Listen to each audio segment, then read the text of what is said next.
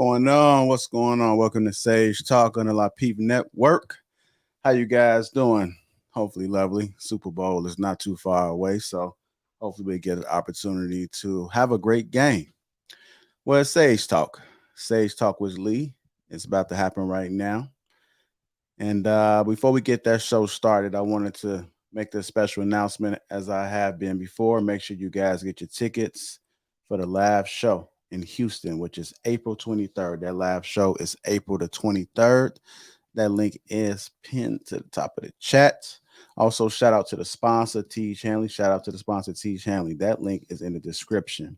You guys get a 30% off and a free gift by clicking that link. So it's very important that you guys click that link that's pinned to the top of the chat. So let me bring Mr. Lee in himself. How you doing, sir? Oh, you on mute just so you know. Hey, good afternoon, JR. How are you?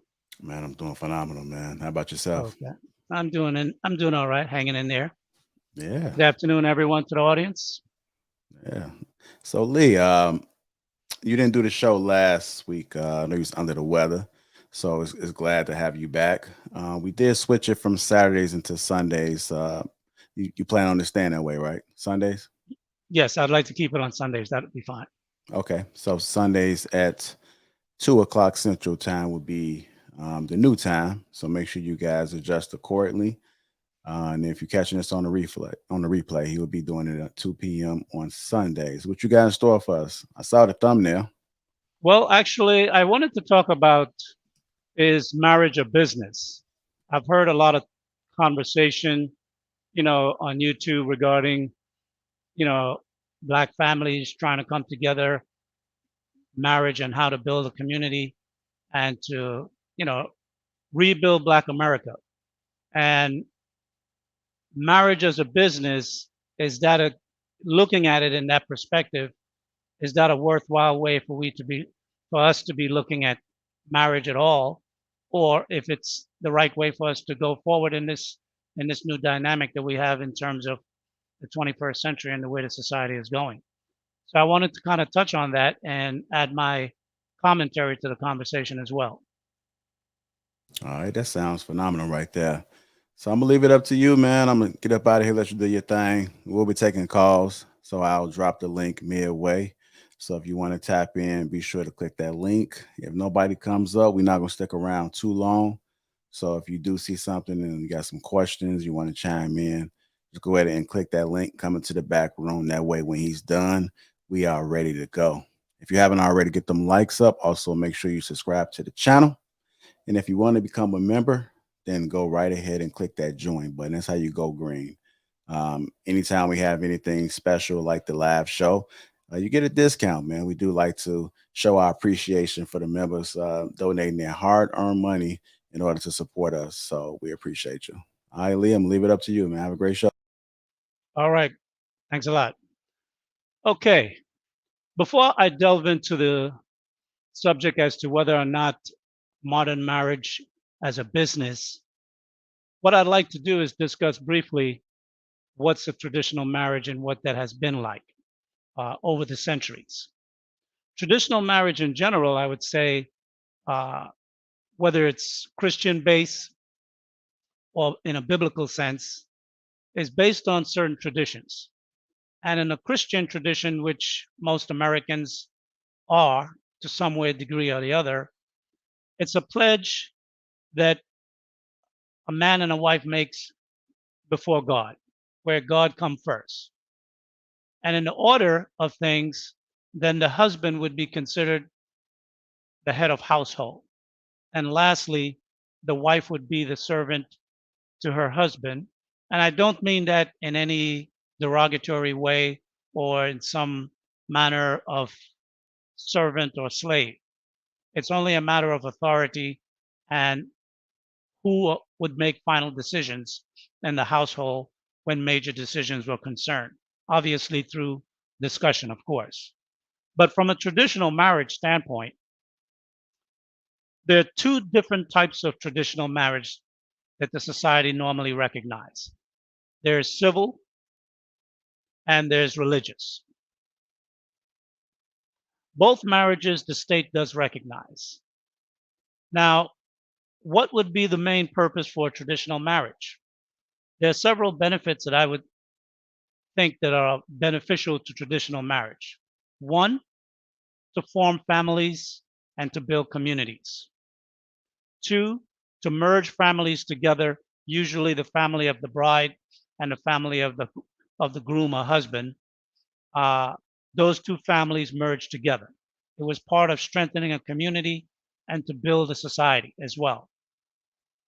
Three, to build wealth within the families and the communities that it represents, and for future generations, for your children.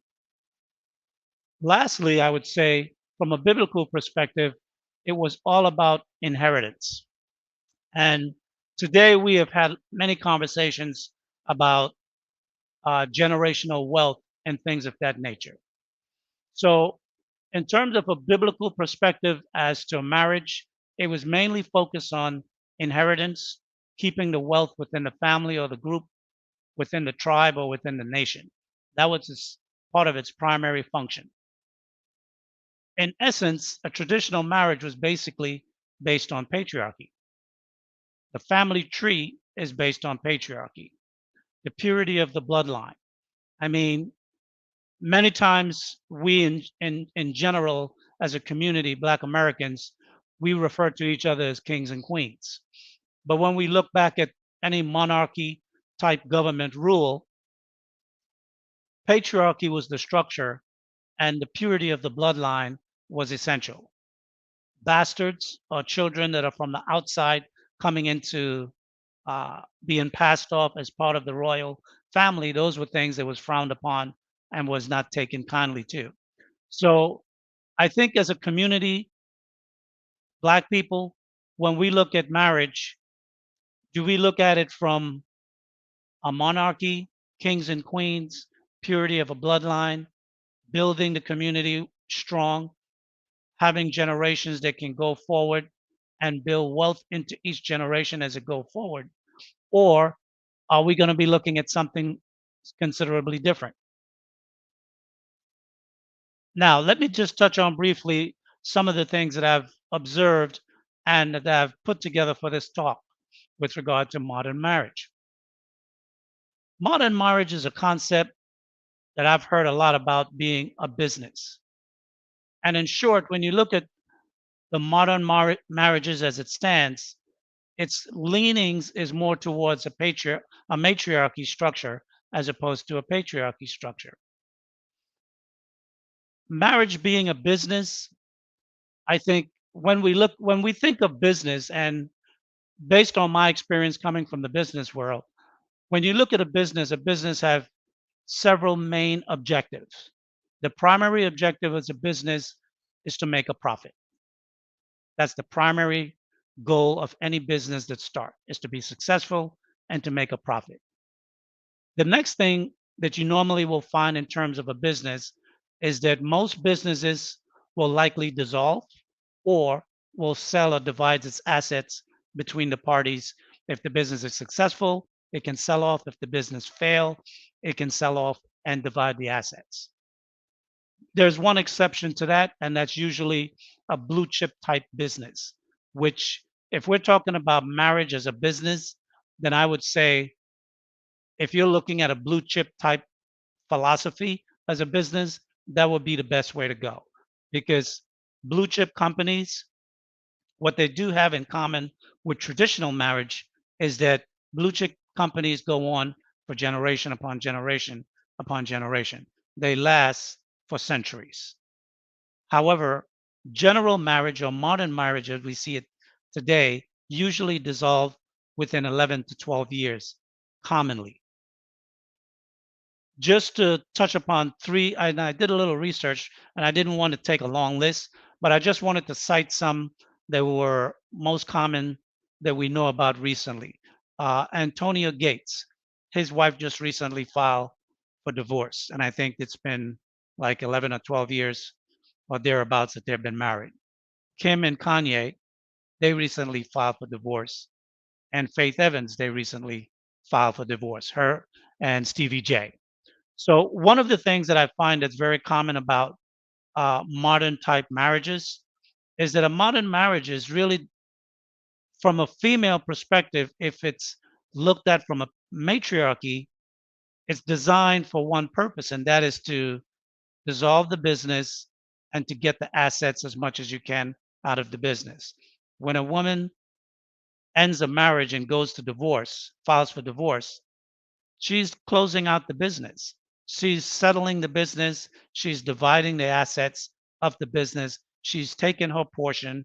She felt her investment has come to a certain point where the business is successful enough, or in her case, she no longer wants to be a partner in this business. So she's settling all assets and dividing the assets of the company, whether there are profits to be taken or not, usually the children and whatever hard assets that there may be. Who benefits primarily from a divorce? Well, obviously, we know in most cases, if the woman is married to what would be considered a high net worth man or high value man, she will benefit significantly, particularly if the divorce comes 10 years or more uh, in years, because most states recognize 10 years as a benchmark where potentially you can get lifetime alimony. Obviously, if there are settlements for the children, child support and of that like, that will be separate in terms of expenses as well. So when you look at marriage as a business, and from what I was able to determine, most women see marriage as a business because one of the key terms that they normally say when they're looking to marry a man is that they want to be a partner. So partnership is also vocabulary or lingo that goes along with business as well. From a financial standpoint, why would I say who benefits from divorces are businesses? I believe business benefit far more from divorces than they do from marriages. In general, women spends approximately 70 to 73 cents of each dollar. So from a business perspective, a single woman is a target market, whereas a man spends at most 25 to 27 cents for each dollar earned. So that would definitely not be enhancing businesses, primarily global business as a whole. With a man in a home, expenses and spending would be curtailed. So these are something that we look at in terms of, from a business standpoint, where would be your target market. Knowing the laws throughout the United States, generally, lifetime financial support such as alimony will come in after 10 years. The benefits of single family led household. I was doing some brief research and I looked at Pew Research Center, and it cited some very troubling statistics overall. It says the US has the highest rate of children living in single parent households. The rate is 23% versus 7% worldwide, taken from over 130 countries. The US at 23%, China is at 3%, Nigeria is at 4%, India is at 5%, and Canada is at 15%. And I looked at these various countries because Africa, we have a history from coming from Africa. China is new world power coming on the stage. India is definitely an emerging market that is strong, and Canada is our next door neighbor. And looking at these different countries, we can clearly see that single families is something where in traditional countries is kept to a much lower percentage than with the more Western US, Canadian, European structures where single families, either mostly led by females, are at a much higher percentage. Children are the least likely, another thing, children are the least likely to live in extended families where you have single families. Meaning, if a single parent, for whatever reason, the child has to go into child care, not child care, but uh, what you call that? What's the term I'm looking for? families where the child must be taken away, custodial parents, it's usually never someone that is an extended member of the family, grandparents, nieces and nephews, uncles, and so forth. It's usually going to someone who is not related to those individual that goes into those other type of structured families. Unmarried parents living in poverty in the US is roughly about 27%. Married parents living in poverty in the US is about 16%. And children who live with non-extended family members around the world, it's as high as 38%. So those children are living with a family member, an extended member of the family, whereas in the United States, that's only 8%. So overall, with regard to modern marriage, modern marriage really does it benefits corporations and businesses, and to a degree, it may benefit some women, particularly those who are fortunate enough to marry high value men or men of high financial net worth. But specifically, most women who are having children in single parent households. So most of those children that are being raised and most of those women are living either at the poverty level or below the poverty level. So I'd like to have this conversation, uh, if we can discuss it further, as to whether or not marriage as a business is that something that we as Black people want to focus on and look at in terms of how we want to grow our society and build our families, or traditionalism is that something that we really want to look at to build and continue our families going forward from 2022 into the 2030, the next decade or more. Because obviously, from the statistics, two family households have a better success rate in terms of their wealth and the success of their children. Additionally, single family households have the highest rate of poverty, both for the family led household and the success of children coming out of those households. So I'd like to open up the conversation. Let's discuss it further. Let me hear what you think. This is Lee with Sage Talk.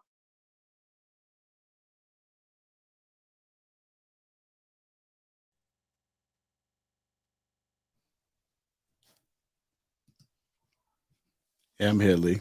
I got the All right. lines. The lines are opened up. So if you want to call in and join on this discussion, make sure you guys go ahead and click that link. I know it's Super Bowl weekend. We're trying to see if we can squeeze a little bit of this Yeah. conversation in right before. So definitely call in. Even if you have any questions in the chat, I'll see if I can address some. Let me just scroll through real quick. Any questions in the chat? That would be fine. Yeah. If you have any questions, let me know. I see you, Miss Parker. How you doing? I see what's up, E? I see you in the chat as well. How you doing, brother? Mm-mm-mm-mm. You got any plans for the Super Bowl, Lee? Actually, I'm just going to turn it on later on. Okay. Out here, soccer is the big thing, so not so much Ah, American football. okay. Yeah, I think the word you was looking for earlier too was foster care. Foster care. Foster care, yes, Yeah, there you go. that's the word I was looking for. Foster care. Thanks a lot. Yeah. Somebody said, "What is the ROI. ROI for men for marriage?" Well, the ROI being in the rate of return for men in marriages. I didn't look at that as a calculation. However, the ROI for men would definitely be in the event that the marriage is not dissolved. That's the only way you would really be able to get the ROI, because that would be the amount of wealth he's able to transfer to his children into the next generation. That's the only way I would think you can measure it. Because other than that, you'd be looking at the dilution of the of whatever wealth was gained during the marriage upon divorce then there would be a dissolution of the marriage and there would be a split of the assets. So potentially the ROI would be significantly low in case of a divorce, because whatever wealth that was gained, you would lose at least 50% of it potentially. And if there are children involved and you're paying additional child support expenses, you can lose up to maybe 70% or greater. So in a divorce situation, your ROI would be in the red. If the marriage survives, your ROI would be in the black. As to the percentage, I would have to take a look at that, then follow up with you on an answer for that. All right. I got some more questions that's accumulating right here. We'll take care of this one. But Sam says, how does the male benefit from marriage in America? Well, I don't want to just keep it specifically to America. Obviously, we're here, but in general, marriage benefits the man specifically, because if you are a man and uh, if you have set high goals for yourself, if you have dreams and expectations to better your life, improve your standard of living, and to do so for your children, if your intention is to have children as well, marriage would benefit you significantly, because you will have someone to pass your wealth on to. If you just become a wealthy man and you're successful in what you do, at the time of your death, yes, you if you have a will and you have the division of assets, you can if you have children, you can give some to your children and give some to your ex-wife, which she will take, prior to the marriage ending, or prior to your death, I should say. But more importantly, the benefits that marriage would offer is really to be able to have the success of each generation of your children to be successful in the next generation, meaning they have a financial footing in the world and they're not starting off in poverty. They can go to good schools. They can have themselves structured as a business when they become of age. They can either grow up learning the business from you, depending on what your industry or business might be. So those are some of the things that I would think that would be beneficial. I think one of the things that keep us black people poor in America is because we don't have long-term marriages that go on from one generation to the next. We don't have any wealth or business to pass on to our children. So foreigners can come into our communities, set up a business, sell to us. They are primarily traditional in their thinking. So they have families, married husband and wife, and their children go on to uh, top schools in the United States. They use the business as a leverage to for them to go on and become more successful and build additional business or expand the family's business. And they become wealthy by the second generation. They're far more wealthier than us, and we've been here in America a good 10 or more generations. So marriage is very important. I think while I was doing this research, as much as the laws are against men in marriage, and as much as many women tend to file for divorce more so than men, if you truly want success in your life, marriage is definitely the best way to go, especially if you want to have children to pass your wealth on to. Now, finding the type of woman in America to marry, I think this is where potentially I would see someone developing a business where could be in, right now we have women who are going to femininity courses and classes of that nature.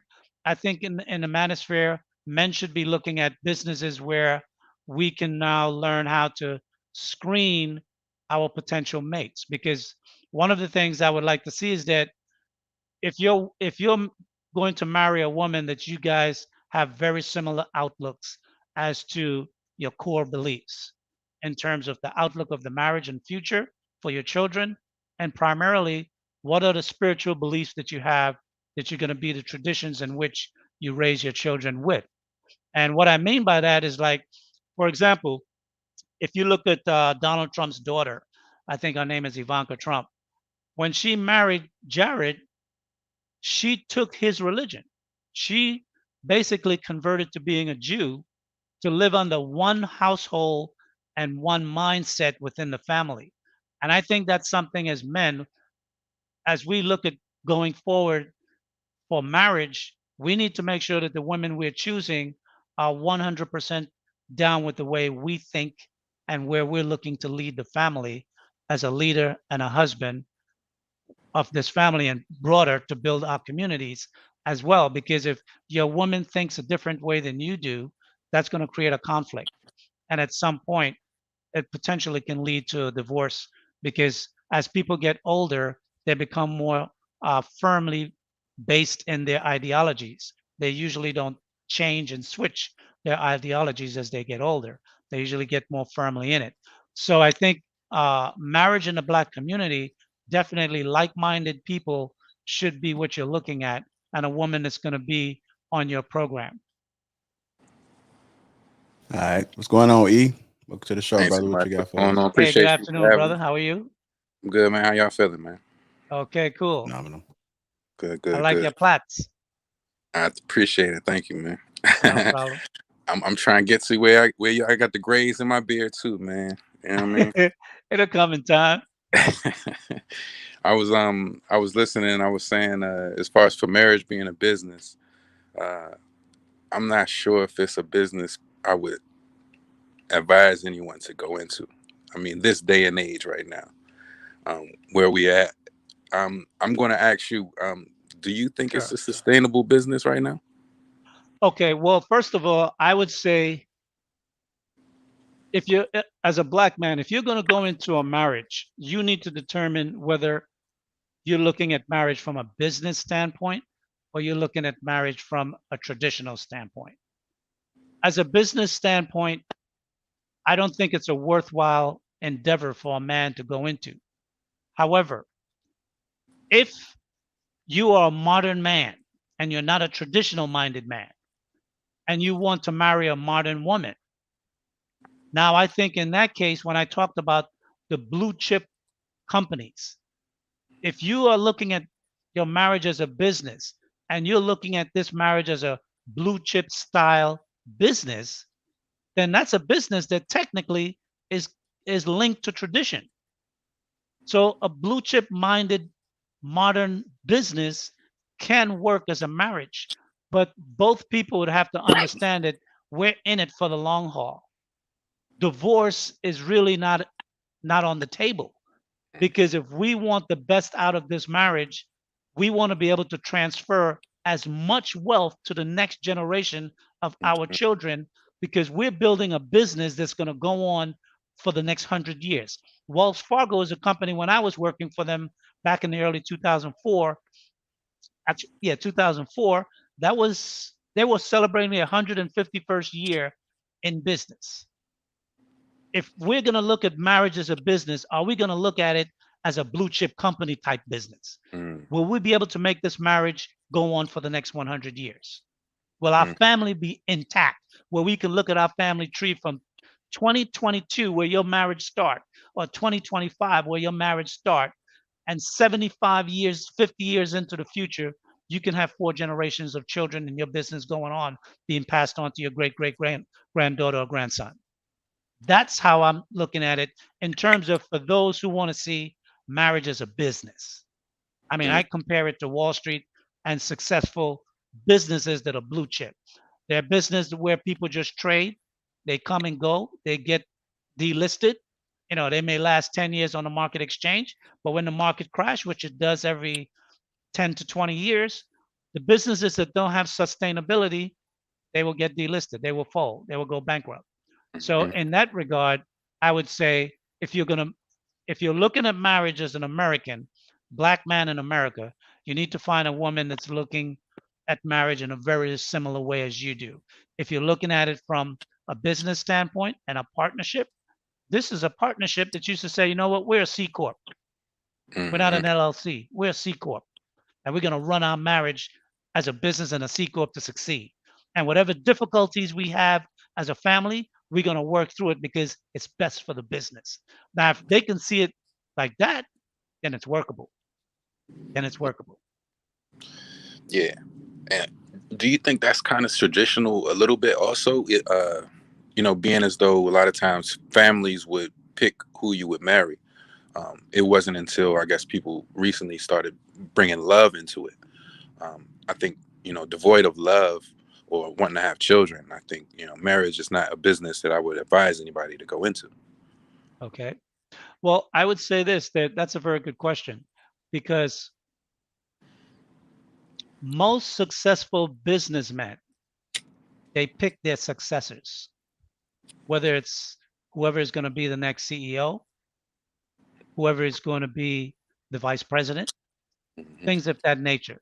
So I Hmm. think, if you're going to look, if black men and women are going to look at modern marriage today as a business, then we need to take very similar steps in how successful blue chip business have ran and become successful. And picking your children's mate is essential. Whether you're picking a husband for your daughter or a daughter for, I'm sorry, yeah, whether you're picking, yes, a husband for your daughter or a wife for your son or sons. I think that's something that both the wife and husband need to sit down and discuss. And that should be something that you discuss in the beginning of the marriage, not 3, 4 years into the marriage. You need to lay out the primary things that are valuable to you as a man that want to be married and want to have a family. Because, one of the things for me personally, I remember back in 2000, let me say, I would say from 98 to 2004, 2006 was my best economic years. I mean, I was making over 100,000 from about 94, 95. But where I was really making a lot of money was from 1998 on to about 2006, 2007. And when I had a situation with my son and I had a conversation with him and I realized that I had lost my son and he had chosen to be with his mom and to go with his mom. At that point, it really hit me really hard because I realized that everything that I had worked for from the late 80s up until where I was at that point in my life seemingly was for nothing because I personally didn't need a lot of money to live. I can live 100 grand and I can live great. But making $100,000 a month, working to produce that level of revenues, that's because I was looking to do something further, to pass something on to my sons, to be able to have my sons go to a top university. And all of that crumbled between my son's age of 12 to 15. And at that point, it made me very disillusioned. And I stepped back away from financial success and achievement, hard work. And I was like, you know what? I'm not going to leave 3, $4 million just for the government to come and take it when I'm dead. I wanted something to leave to my children. And that was a big blow for me. And then if you don't raise your children in a certain mindset, you don't want to just give a lot, wealth to a child that you didn't have any input in their mental and outlook on how they're going to go through society. Because if they're not brought up in the right way, they're just going to be squanderous. Money that you don't earn and that you don't make for yourself, you don't value it. So if your children don't get to see you work for the money, you don't teach them about your business, you don't get to take them to your job, you don't instill certain foundations in them. When they come across a lot of money, they're going to be squanderous. They're going to have the very, very similar spending habits as as a woman or as their mother, right? Because women just spend. Women don't save. Women are spenders, and the society knows that.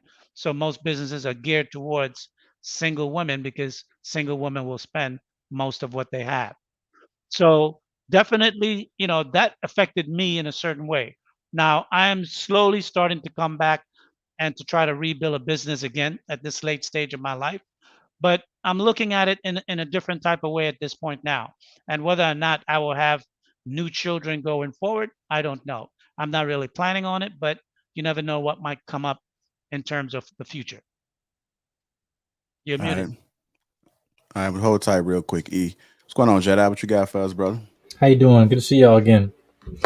Hey, Um, Jedi, how are you? doing good, doing good. So yeah, I want to say I just had a question about some of the things that you were saying about because it kind of pertained to what Issa was talking about, saying in this generation you don't see that uh being a fit, but you talking about difference between either seen as a business or seen as traditional, right? Now, Right, my question is that especially in business, there's come things of roles, whether it be CEO, but also comes with secretary, right? We have this word called the work wife, right? Where it's right. like, where I think that we don't. I want to try to bring that to the discussion because I don't think that to me as men, you have to have a purpose that can employ your woman, right? So to me, I'm thinking that in situations where, in today's sense, we don't really have that going on. But plus, whether if women are even one capable of even want to be employed onto a man's purpose, or the fact that a man don't have even a purpose even to employ his woman, right? So it's like a double-edged sword. Um, so, but as a business sense, I'm saying is that what can you say for people like in my generation for that trying to put themselves in positions to be that had that get into that, I guess, in terms of business sense relationship to have like that type of work wife. Well, I will say this. First of all, approximately how old are you? 26, 27? I'm 23. 23. Okay, you're much younger than I thought.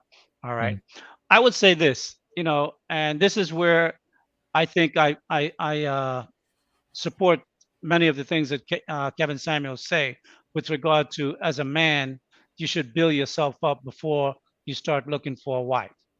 At 23 right now, I would say your wife is potentially about 3 to 5 years old. You shouldn't be thinking about a wife until you're about 45, 40 to 45. And that's for real. Because you need to be able to establish yourself. You need to be able to build a foundation of a business, establish a career. Because when you take that wife, you need a role for her. And you need to be already mature in yourself. See, when two young people get married, they're trying to figure it out at the same time. And that's where your wife, because women are so glib in the ability of linguistics and speaking so well, a young man at 25 years old don't have the linguistic skills to communicate with a woman at the same age. She will run rings around you. So it's best for you as a man to develop yourself first, to master your craft. And I would say 10 years in whatever craft that you're in, you will develop a sense of mastery in that business. You will mhm, have a certain expertise in that business. mhm, And at that point, you can decide if you're going to continue to work for a corporation, if you're at a certain level of management already, or if you want to strike out on your own and develop your own business and start from there at that point. But by and large, by the time you're 40, you'll be at some financial capacity if you've been prudent with your either investments and the money that you have made to be able to start your own business and then build and go forward from that point. And within the next 3 to 5 years of establishing your business, then that's where you want to be able to bring a wife on because, a business could be making $500,000, but only net 25% net revenues after expenses. So you might actually show 100,000, but you're actually grossing a 500,000, right? And that's the beauty of having a business because you can write off a lot of expenses as well. By then, you should potentially already have your own home. You shouldn't have any debts within terms of vehicles other than maybe a business vehicle if you're going to use it as a lease or some type of a write-off so you can offset your revenues. But that's where you'd be looking for a wife, I would say, between the age of similar to you, 23 to 27. A wife that you would date her for a year or two, and within that 2 year period, she will get to know the kind of man that you are. You will lay down to her the kind of man that you are and the wife that you're looking for. One of the key things I would say that's problematic in that is that sometimes a wife can say that they're everything that you want, but after you're married may change that up. And that's mhm, something that you can never know about the the the longevity in terms of what a woman is really thinking. And the best way I would say to try to overcome that as best as you can or to get some insight would be to get to know their parents, both mother and father. Because one of the things that I've seen living here in Latin America is that whenever I dated a woman, whether she was in her 20s or whether she was in her 30s, by the time we went out on our first date, before there was a second date, she was like, "You have to meet my mom or you have to meet my dad." And I was invited to the family. It was either very, very professional too. They made dinner. I, they would invite other family members over. Sometimes it's a barbecue. It's set up differently, but you're gonna meet the mother, the father, uncles, cousins, nieces. You're gonna meet the whole family. And one of the things that I notice in Latin American families is that the extended family is strong. Whereas for us, we don't have a strong extended family. It's just husband and wife Hmm. and your children. We need to start looking at parents and grandparents as part of the family, nieces and nephews and cousins and uncles, aunts, and so forth. We need to get back into that infrastructure because that's how you really broaden out the community and strengthen the foundation of a community by having that extended family. Yeah, that's Yeah, for I because the reason why I'm saying it because I also didn't add any context. I actually am in a relationship right now, and the reason why I asked that question because like my girl right now, she helped like in my studio I have here my place. She helps like just I got a new camera. I help adjust with new mic and stuff to set up, Uh especially huh. as as it's seeing like moving forward on in terms of on this platform and other things like on my purpose that I have plans in store. Like she was helping me out with that. So, Right. but I'm gonna say that's very rare at my generation, which is why that I asked that question because especially like there's things in the college that's about to graduate in a few months, and What are you uh, studying? graphic design and IT, yes, Okay. hmm How and long? How long have you guys been dated? Excuse me. 6 months. 6 months. Did you know her from before, or you guys just met in college? No, I knew her since freshman year. Okay. Well, but you met in college. You didn't know her from previous Oh, entering. right, yeah, yes, sir, Have you met her family yet? yes, I have. Her mom and dad, hmm brothers or Sister, sisters, whatever, sister. sister? Okay. Well, I think that that's essential, getting to know the family, because a marriage is really, from a traditional standpoint, it's a merger of two families. If we look back in the we tend to refer to ourselves as kings and queens, right? But when you look back at monarchy type societies, it was all about the merging of two families to strengthen the kingdom. And the Mm. kingdom is the family. For us, we don't rule anything at this moment. But we can't get to the point where we can rule and dominate anything if we're individuals. The only way we will be able to build, to be able to rule and have power, is family, extended family, community, a whole nation of people that think and act very similarly and can move as a unit when necessary. And I think that's a mindset. That's a mindset that we have to redevelop because we once had it. So we have to redevelop it and we have to teach it to our children and to our young people. What I would say with regard to the woman that you're with right now is, I mean, I don't know if you're marriage minded at this stage. You are. Okay. One of the things I would say about marrying young is that it takes away your flexibility as a man to move as you need to move business wise, because once you have a wife, you're rooted. So opportunities may come up that may require you to make a move someplace else. Very few people can move away from their wife and leave their wife in one state and you work in another state. That is too much of a temptation for the society that we have today, that the marriage will last. She will be tempted, you will be tempted. And situations can come where the marriage could potentially be challenged, right? Uh, the point of being single in your youth or in your 20s is because it gives you the opportunity when you get out of school and you start working, where you may end up career wise in terms of the technology that you understand and know right now may be a different place 10 years from now. And you may have to make certain moves to get there. You may have to scale things back and live like your college days where you're living on a very meager income. hmm Absolutely. And can your wife make those adjustments? Women always want to upgrade their lives, and they measure their success based on their surroundings, the women and the friends, female friends around them. And if they're, particularly her mom or her aunts and her dad, are not influential enough in her upbringing to be able to let her know, look, your husband, what he's doing and what he suggested is the right way, because I have seen this succeed in my family, with your father, with your uncle, or I've seen it fail because your uncle's wife did not support him in what he wanted to do 20 years ago. If you don't have those type of supports, you're going to have a lot of disagreement when you have to make significant changes in your life that can uproot the family, right? Mhm. Because I know from my own experiences, when I was in my 20s, 2 years after I started working on a job, I was working in engineering at the time. I got a promotion, and there was no more in-house promotions being given. For me to get the certification, I had to travel to Illinois and go in the field and work at the plant, at the on site. If I was married, that would have presented a problem, because I would have, one, either had to leave my wife in New York or take her Mhm. with me to another state. And with her family being in New York, she may not have wanted to move.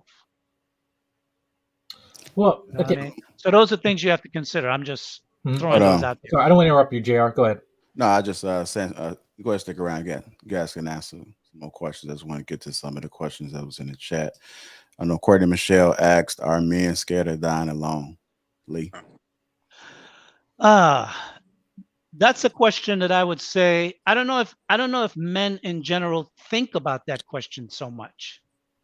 I think that the fact that Kevin Samuels have brought that question to the forefront concerning women, I think maybe now men are starting to really give that question some consideration. I myself, I've never really given the question any thought about my dying alone, because after I got divorced from my wife, I just assumed that I would never get married again. So for me, that was, once was enough, because I knew my wife since she was 13 years old.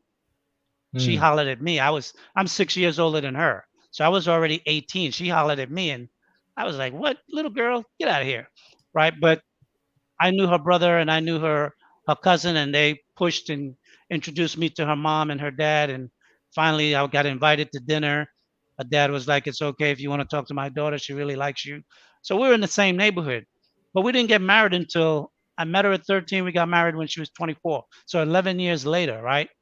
And then the marriage didn't even last 10 years.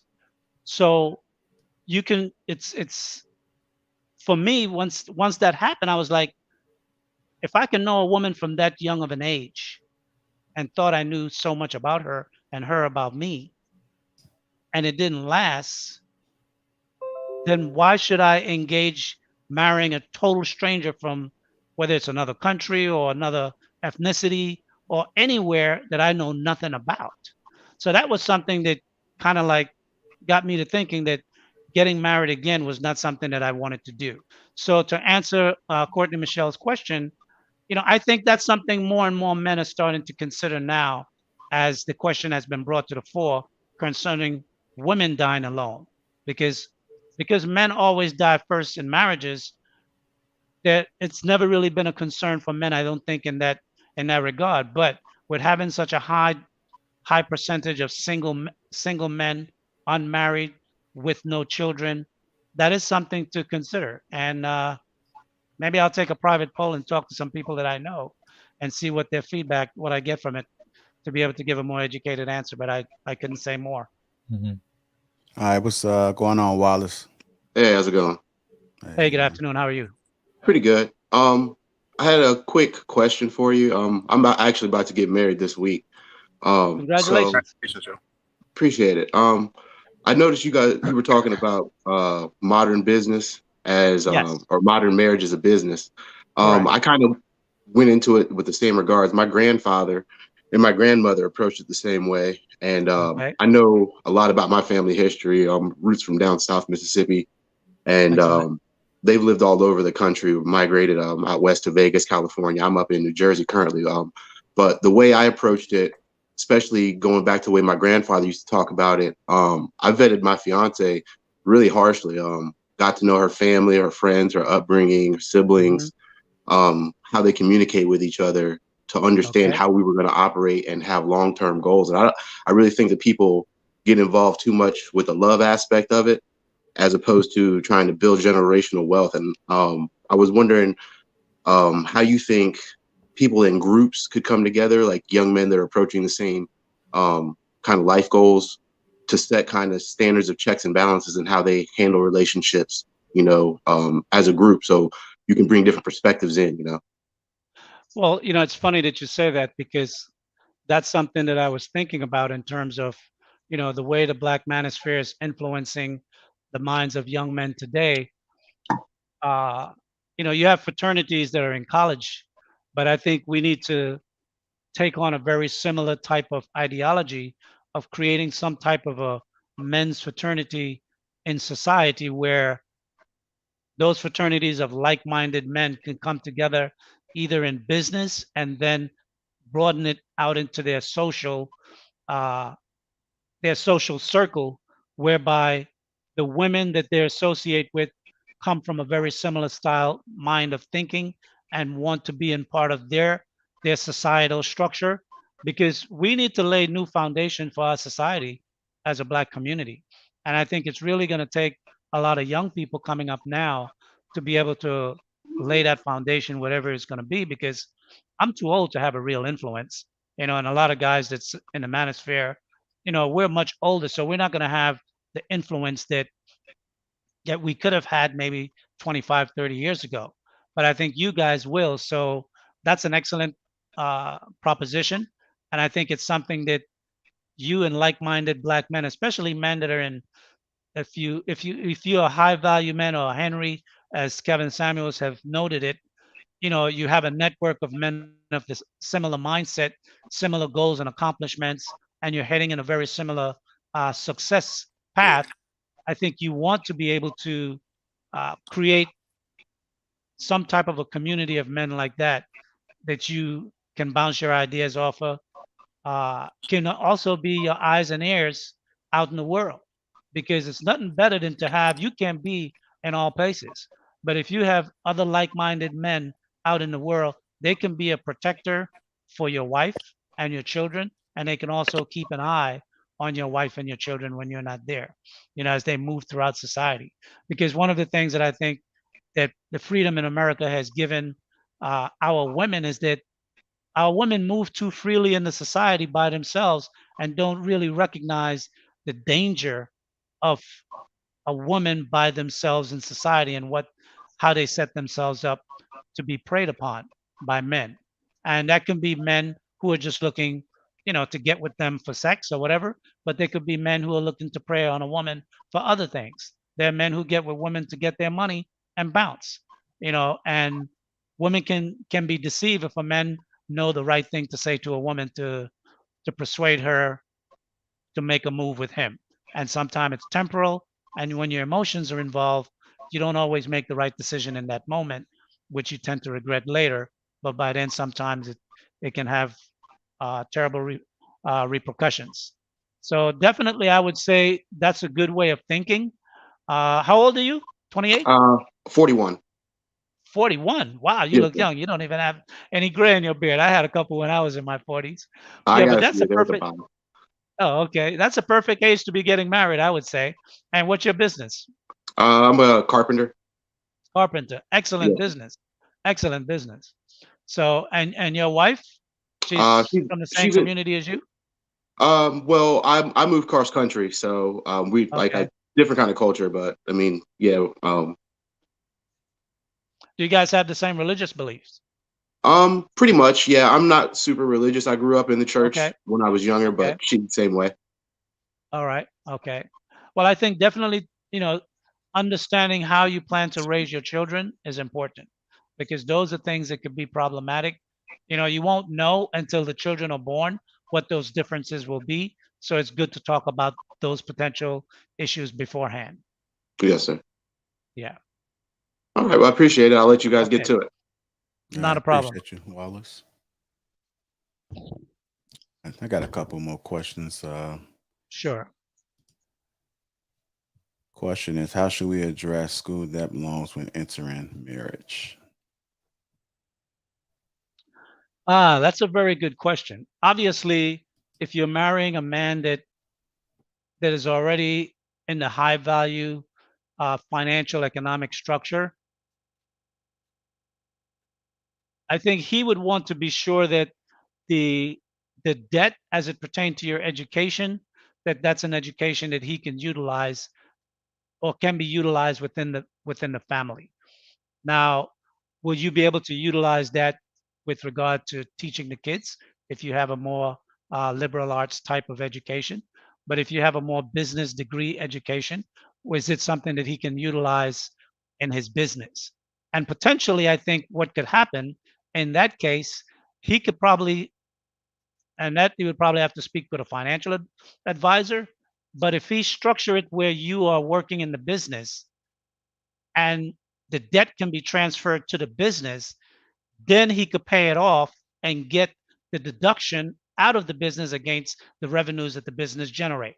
So that would potentially be a way as to how you can look at resolving the debt from which you bring to the marriage with regard to education. All right. Lee, there was somebody in the chat, and we often hear this question a lot, and I think it'd be dope if you can respond to it. But they ask, why would you guys take marriage advice from Lee? That was one of the Why would you questions take yesterday. marriage advice from me? Well, I would say this. I'm a man who was married before. Marriage is something that I wanted from a young man. My grandmother and grandfather was married, longer than I am alive. Well, close to about my age now in my 60s. My mother and father did not get married, but my grandparents were. I would say I come from knowing the understanding of the aspirations of a man who wanted a successful marriage and a family, and I failed in that. So what I can add to it is what you can look forward to in a potential marriage, what could be potential pitfalls if the marriage fails, uh, how to actually deal with the marriage once it's at the situation where it's falling apart, and what you may be able to strive to do to help the marriage to not fall apart. I think I tried everything I possibly could at the time when the marriage was failing to not have it fail, but it failed nonetheless. So I think from someone who have never done something, it might be questionable as to whether or not they have any level of experience to add to it. But to someone who have actually married and lived a life as a married person, I think they would be able to add value to what marriage life would be like, whether it's successful or not successful. Because many times in life, you don't learn about something until you really do it. And that's when you really get the benefit of it. What I would say, though, in terms of any individual, man or woman, if they look at themselves as someone that want a family and want to be able to have the best for their children and to be able to pass on, potentially put your child in the best position to have a better life than they did or the best life that they can possibly have, marriage is the best way to go about doing that. As a single father, it's challenging. As a single mother, it's definitely challenging nonetheless. So I would say for the purpose of a family, marriage is the best way to go about it. I mean, obviously, if the marriage fail, then you have to pick up the pieces and do your best from that from that standpoint. So in terms of what value someone would find taking my point of view or opinions regarding marriage, I have done it. Okay. Um, the Ingram experience I do see in the back. I'm gonna bring you up. Let me comb through some of these questions real quick, and I'll bring you Sure. in. Chat. Shout out to Chicago Rilla and Courtney in the chat. I appreciate the home team coming in and moderating. I do appreciate the moderators that are also in there as well. Uh, okay, let me comb through these. You can kind of keep these brief, but let me just comb through it, Lee. Sure. Not a problem. I also think this is more of a statement. I also think Western women have better lives and more opportunities. Yes, I think I think both men and women have uh, a higher standard of living in life and more opportunities. I think, though, that as a woman, if family is something that's important to you and having your own children is important to you, that's something I think you need to plan, and you need to plan it as early as possible. And choose the man that you're going to have a family, make a family with well. Seek advice when choosing a husband, definitely. Whether even if it's from your mother and you may not trust your mother's opinion, get it anyway, because sometimes knowing what not to do can be as valuable as knowing what to do. So I would say seek advice on that. Marrying late, I think most men, especially men who are successful, they want a family and they would want a wife that is as supportive to them in their quest as much as possible. And most women after 30 and older tend to not be as malleable as to the man's liking. So a man would more than likely choose a younger woman. But if they choose a woman of like age or already in their 30s, obviously, as the wife, you would want to be as supportive as you can to the man that you're with to make the best for the family and to make it as strong as possible. All right. Chicago really had a question. Sure. Says, Brother Lee, from your understanding of scripture, what's the difference between a marriage covenant and marriage as a business? Well, marriage as a business is a new ideology, I believe. Marriage as a covenant, it's a covenant with the Most High because it's all about the procreation of the race. And it's a pledge that a woman make before God and the man make before God that he will provide for this woman and the children that comes from her. And that God come first in that marriage. So they're living their life to not only the wife, not only to please her husband, but to also please the will of God. And the man is living his life to please God and therefore to take care of his wife, to care for his wife and the children, and to build for society. But more importantly, in a covenant marriage, when you go back and you read the first 5 books of Moses, it's really about the inheritance. Marriage was about passing on the inheritance to the next generation. That is why, from a traditional standpoint, marriage is patriarchy in its structure. It's all about the children that comes from the father going down into the generations. And marrying outside of your nation, like today, we have interracial and interethnic marriages. In a biblical covenant, that would be something that would be frowned upon because, particularly if a man only had female children and he didn't have any sons, and his daughters wanted to marry a man from another nation, that nation would then inherit the inheritance of the father that would go to the wife because on a patriarchal society, the man would have control over all of the assets. So those things would not be permissible in a biblical covenant structured marriage. It was very patriarchal in its structure, and it was focused on the passing down of the wealth from one generation onto the next generation to strengthen the family, to strengthen the tribe, and to strengthen the nation. All right. England Experience, I promise I ain't forgot about you. I got a couple more questions. That's all right, brother. How you doing, Mr. Ingram? Good to see you today. Man, I'm telling you, I can't get into pickup games, but I can get in this game. I love it. You know? This one right here was: is marriage a business or is it how you operate your household a business? What part does Valentine's Day play in marriage if it's a business? Okay, well, that's several things you're throwing at me. Marriage, I wouldn't say from my perspective, I would not approach marriage as a business. I would approach it as traditional. However, if in this modern time, the only woman that you can find would be a woman that is a modern type woman, and she's looking at being a partner in the marriage, if you're going to approach it as a business, then what I would say is research business and how successful business succeed. Primarily blue chip business. Blue chip business have a long-term goal, and they work out whatever difficulties the business have within the business. Blue chip business do not dissolve. They do not sell off their assets and divide the company. They work out their situation. What blue chip business does is they buy other companies to bring them into the fold of that company. So in essence, if you're going to get married in today's life as a modern person, and you're going to look at marriage as a business, your woman that you're going to marry or get married to need to understand what a business is like.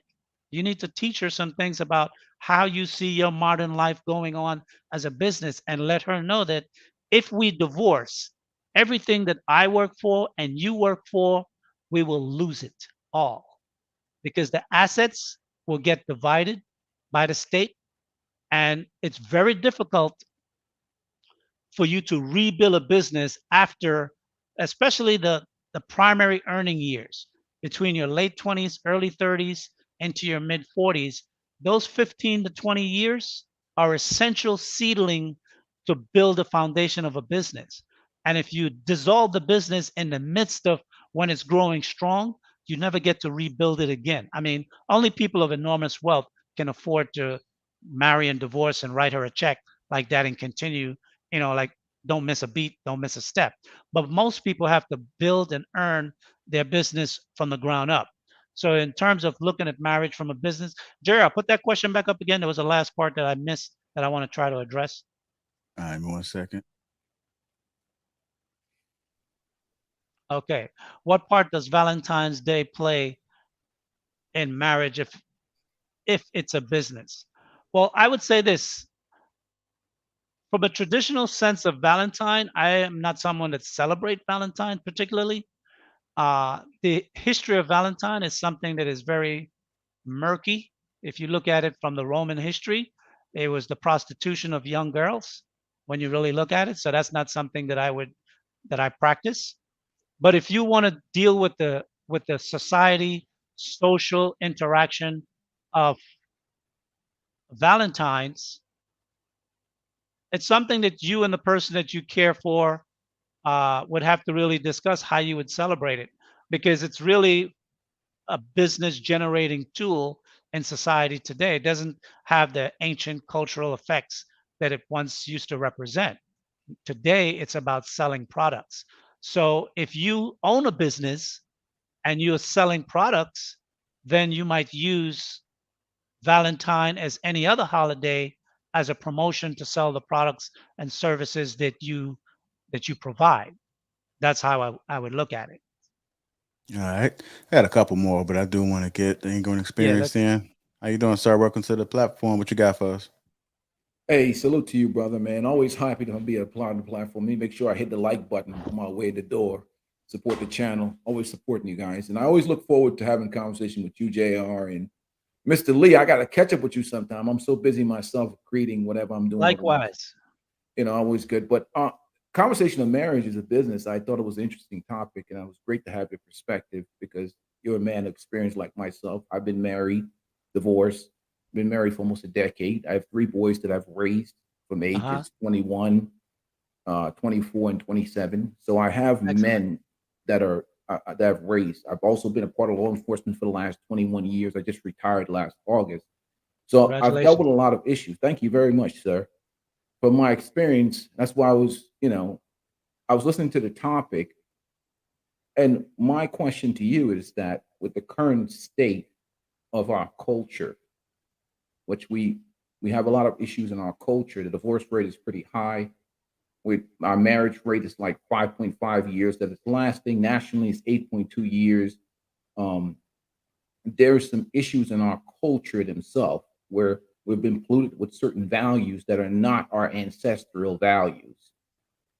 Based upon the statistics and what's happening in our culture with the pollution of certain values, I know we can find needles in a haystack, Right. but do you think with the current and also with the laws the way they are designed, do you think it's a good idea for men, young men,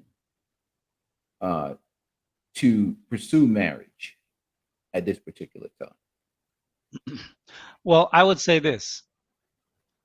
I don't think young men should be pursuing marriage at all. I think not before the age of maybe 38 to 43 in terms of really considering marriage if you're in your 20s. I will say this, that for most, maybe not for most men, but for at least men that are in the 20 percentile success economic range, 90,000 or above, I think at some point, a man that is driven to be successful, I think most men in that category want an heir.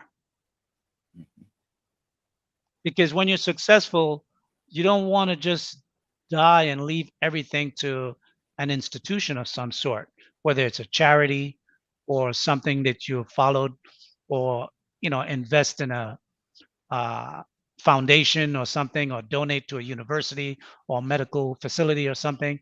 At some point your wealth will have to be dispersed, and you'd have to make decisions on what will happen to that at the time of your passing.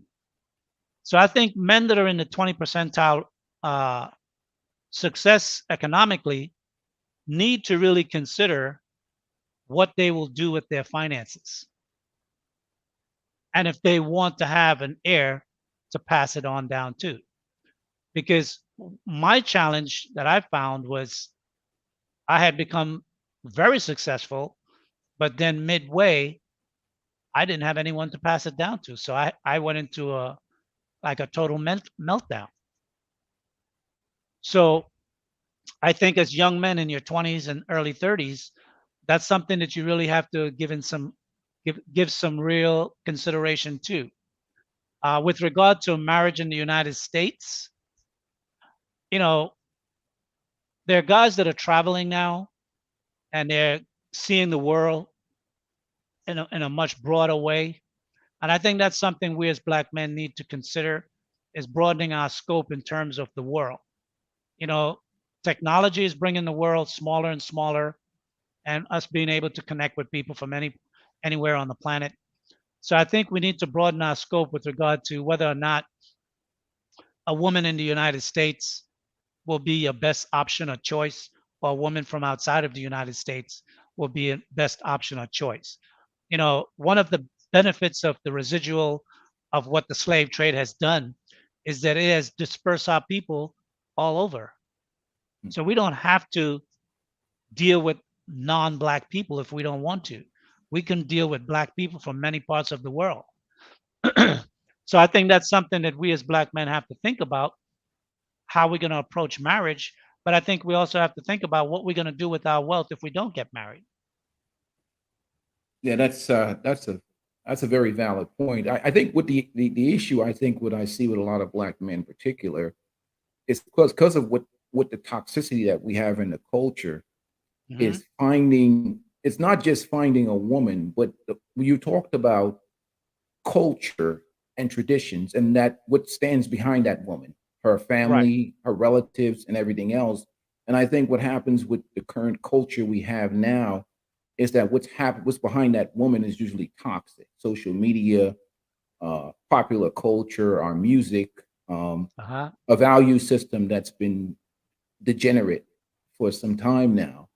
And I think the issue with a lot of the young men getting into marriages now, because I have 3 boys, I'm at a point in my life where I'm willing to pay bride price to get quality women, because I understand the value of having women that have less body counts, that have their virtues intact, that has not been imprinted upon. And I agree with you in terms of culture, in terms of men going to seek traditional women, because for me, I think the family reinforcement, because you talked about some things that were traditional in terms of courting versus marriage and the protection of women. Guys like me and you would be considered in the current culture that we're in toxic masculine, because we have masculinity or we have certain leadership qualities. it's not really respected in our community anymore. Do you Until see it's that? needed. It's until it's needed, but the problem with that is now most of our community is government empowered. I always say the problem with the Black community, if you remove the government, our problems would disappear in a couple of Would months. disappear. Absolutely. And that's the fundamental problem, because then I see with marriage and relationship in this country is that the government, we have sold ourselves so much to the government that man and being in a position of leadership. Do you see that as a problem in this country with Black men, especially with all men, white men too, Right. being in Sure. leadership roles in their marriages? First of all, not having the cultural backing, because we have gotten rid of shame in this culture. Well, I mean, at, at the present situation, it is definitely a major problem and a major issue.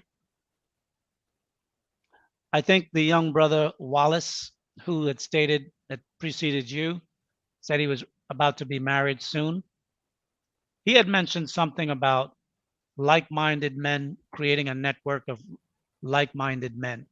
And I think, like and you suggested paying a bride price, you would have to find like-minded men that have intact families and daughters that would be willing to make that type of arrangement.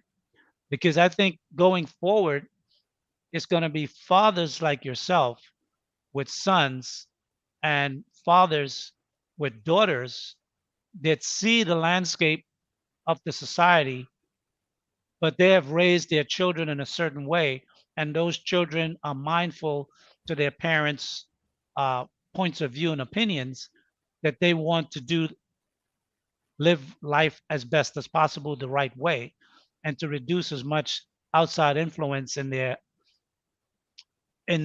success of their life as possible, that they would default the judgment of their marriage to their father. And I think that's something that obviously you would have to have, and other like-minded fathers would have to have conversations with their sons and their daughters with regarding marriage, that as it pertained to marriage, whatever man that approach you that is interested in you, I would make the decision on this man, whether you can go forward and court this man, and vice versa with any young woman that your sons would want to bring home for marriage. Likewise, you and your wife would want to make that decision concerning that woman, and that the children would be 100% on board with that. And that's going to be a rarity, I think, in our society. But I think that's something that, as young men going forward, that's something we have to think about.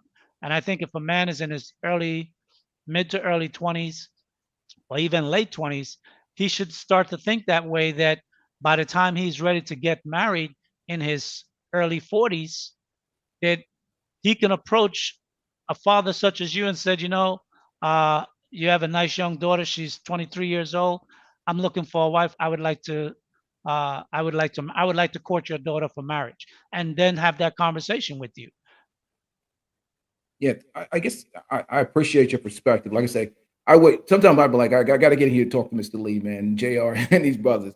The reason why I said it, because when we talk with this in the Black community, especially in America, where we haven't had fathers leading and setting that tone, because we are the protectors of our communities and our household, especially protecting the virtues of our daughters. And Correct. I think some women in our culture, we have conditioned in our culture to consider that as controlling or abusive patriarchy, when it's actually a man doing his job of protecting his daughter, protecting his household, his wife. In terms of that, with sexual liberation, Liberation. it has basically destroyed us. And the problem I see now is you have this issue where we know men are going to sleep around. That's a fact in our nature. Right. That's our job to conquer. But in terms of the young ladies, you have young ladies coming to the table, and I want to be disrespectful as possible, with 30 and 40 bodies on them. And you're talking about being imprinted upon by various Chads and Alphas and I've been a Division I college athlete. I've been in them dorms, and I be honest with you, I'm not an angel here. I have my my inflictions and part of that environment. But by the time they get to the point where they want to be married, they've had 30, 40, 50 bodies on them, and this is normal in our culture. Do you think that that type of woman? I know people say we found Jesus and we've changed our ways and all these other things, but do you think in that scenario, does that do anything to disqualify women for marriage? Absolutely, 100%. I don't think a man could really build a long-term relationship with a woman that have had 30, 40 or more sexual encounters with men from, let's say, the age of 18 to the age of 30 or 35.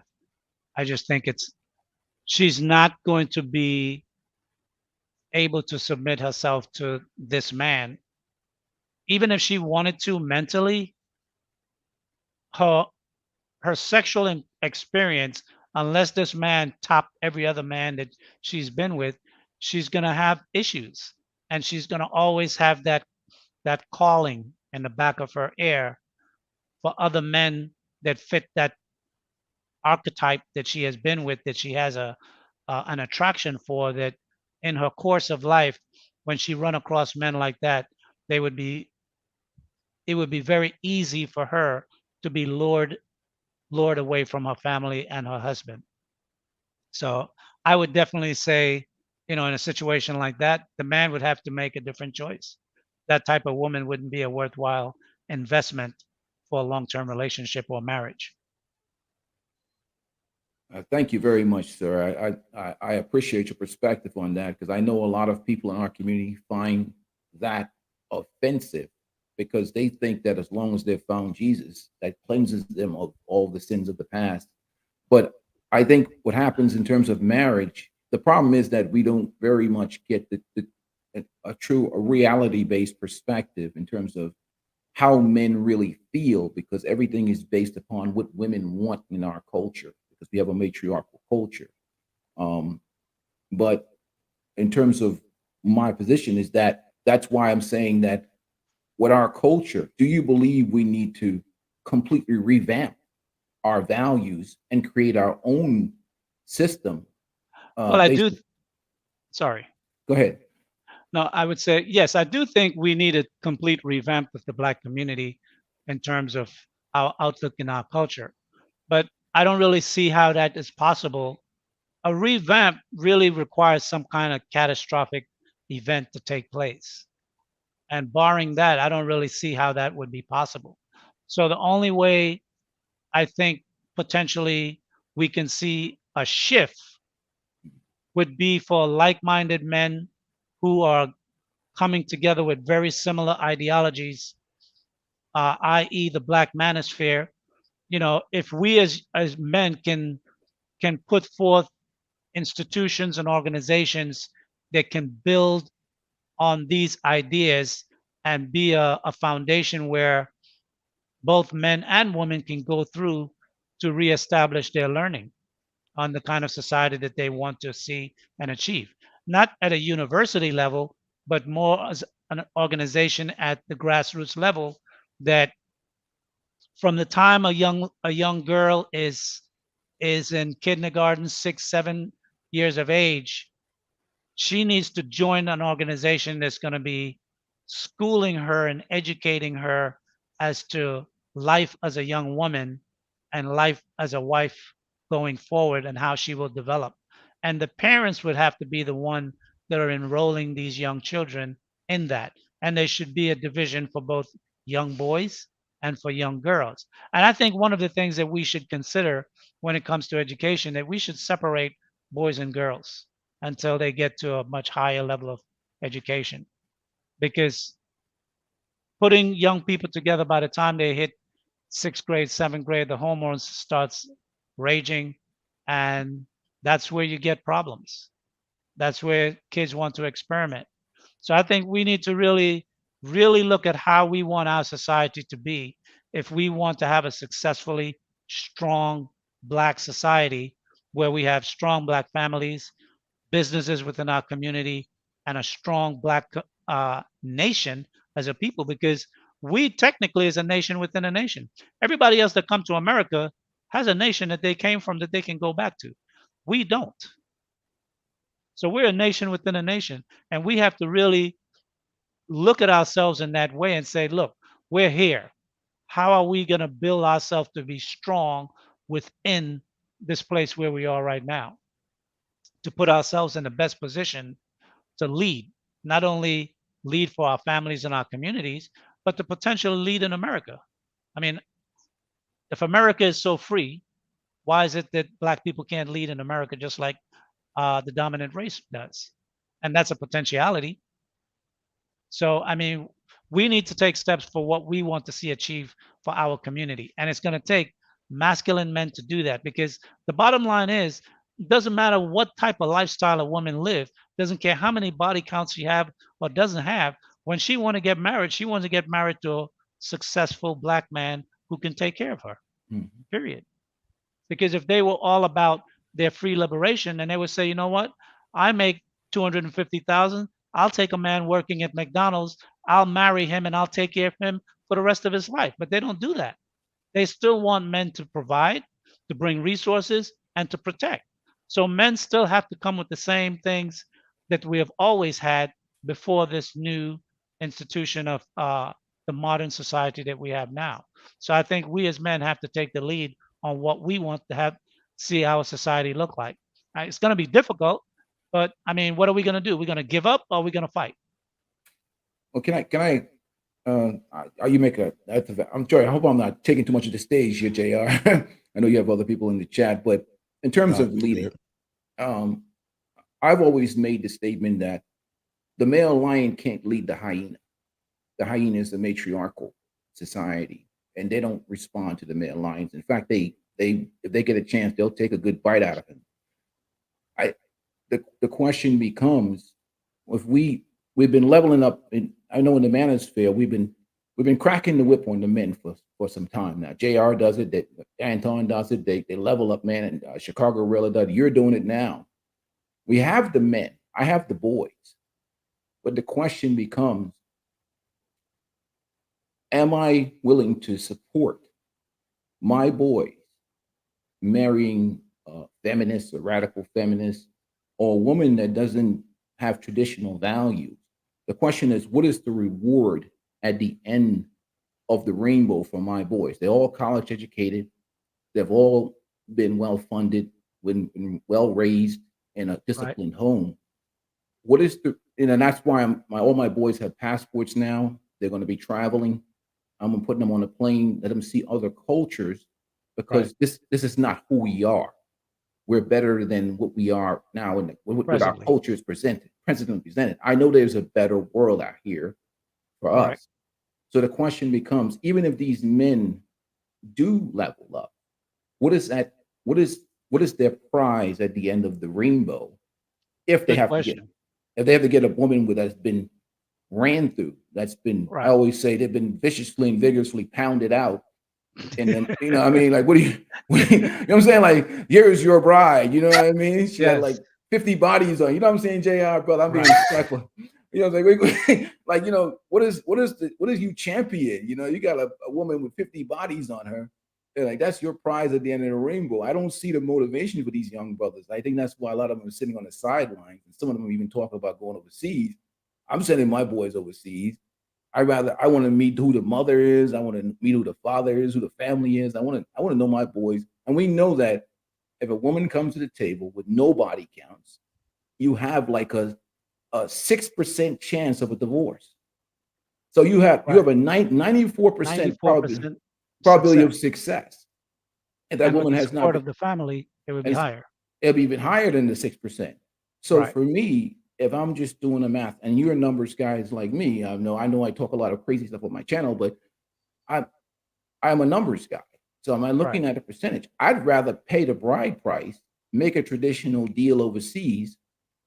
I may be out some money, but I have a woman that doesn't been ran through, and the outcome for my boys are higher. Well, That's a very good statement question as well. I'll respond in two ways. One, I would say, you know, in the New Testament, Christ says one thing. He says, "My sheep know my voice, and they will follow." So that's the creed that I would base it on. And what I mean by that is that you have set a standard for your family and for your sons and for the women that would marry your sons. From tradition, in terms of traditional marriages, the father or the family of the groom have always paid a bride price or a dowry for his wife. That's traditional. And I think the fact that now we as black men are raising up and realizing that there's a broader world out there and we're not constrained to just North America, that we can travel the world and we can examine what choice do we have on this planet in terms of the woman that we will choose to be our wife and our mate.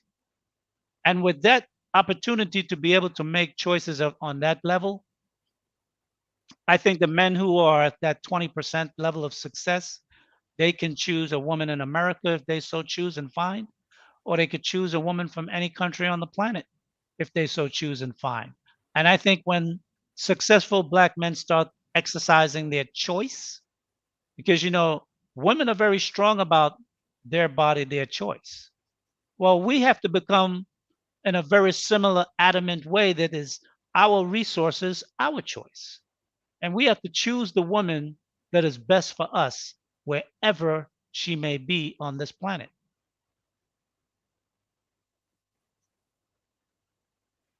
All right. We agree. Let me get Sarah in here. What's going on, brother? How you doing? Welcome to the show. What's happening, Hey, good JR? afternoon. What's happening?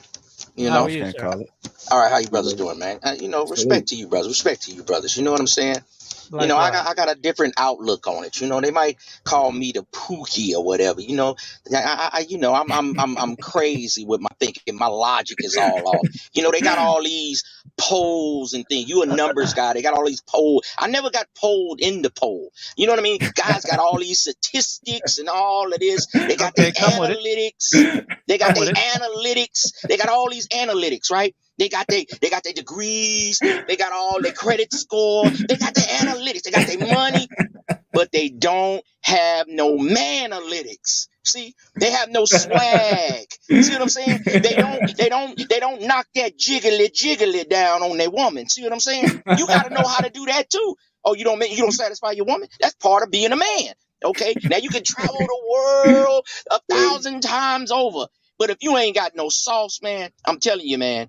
And asking a woman her body count, you might as well forget that. If you like the woman and you don't just fall in like a manhole and be like, hello, okay, if it's tight to you and you like it, just be with that woman, man. And I don't believe you should start off paying a woman, man, because if you lead with your wallet, the woman leaves with your wallet.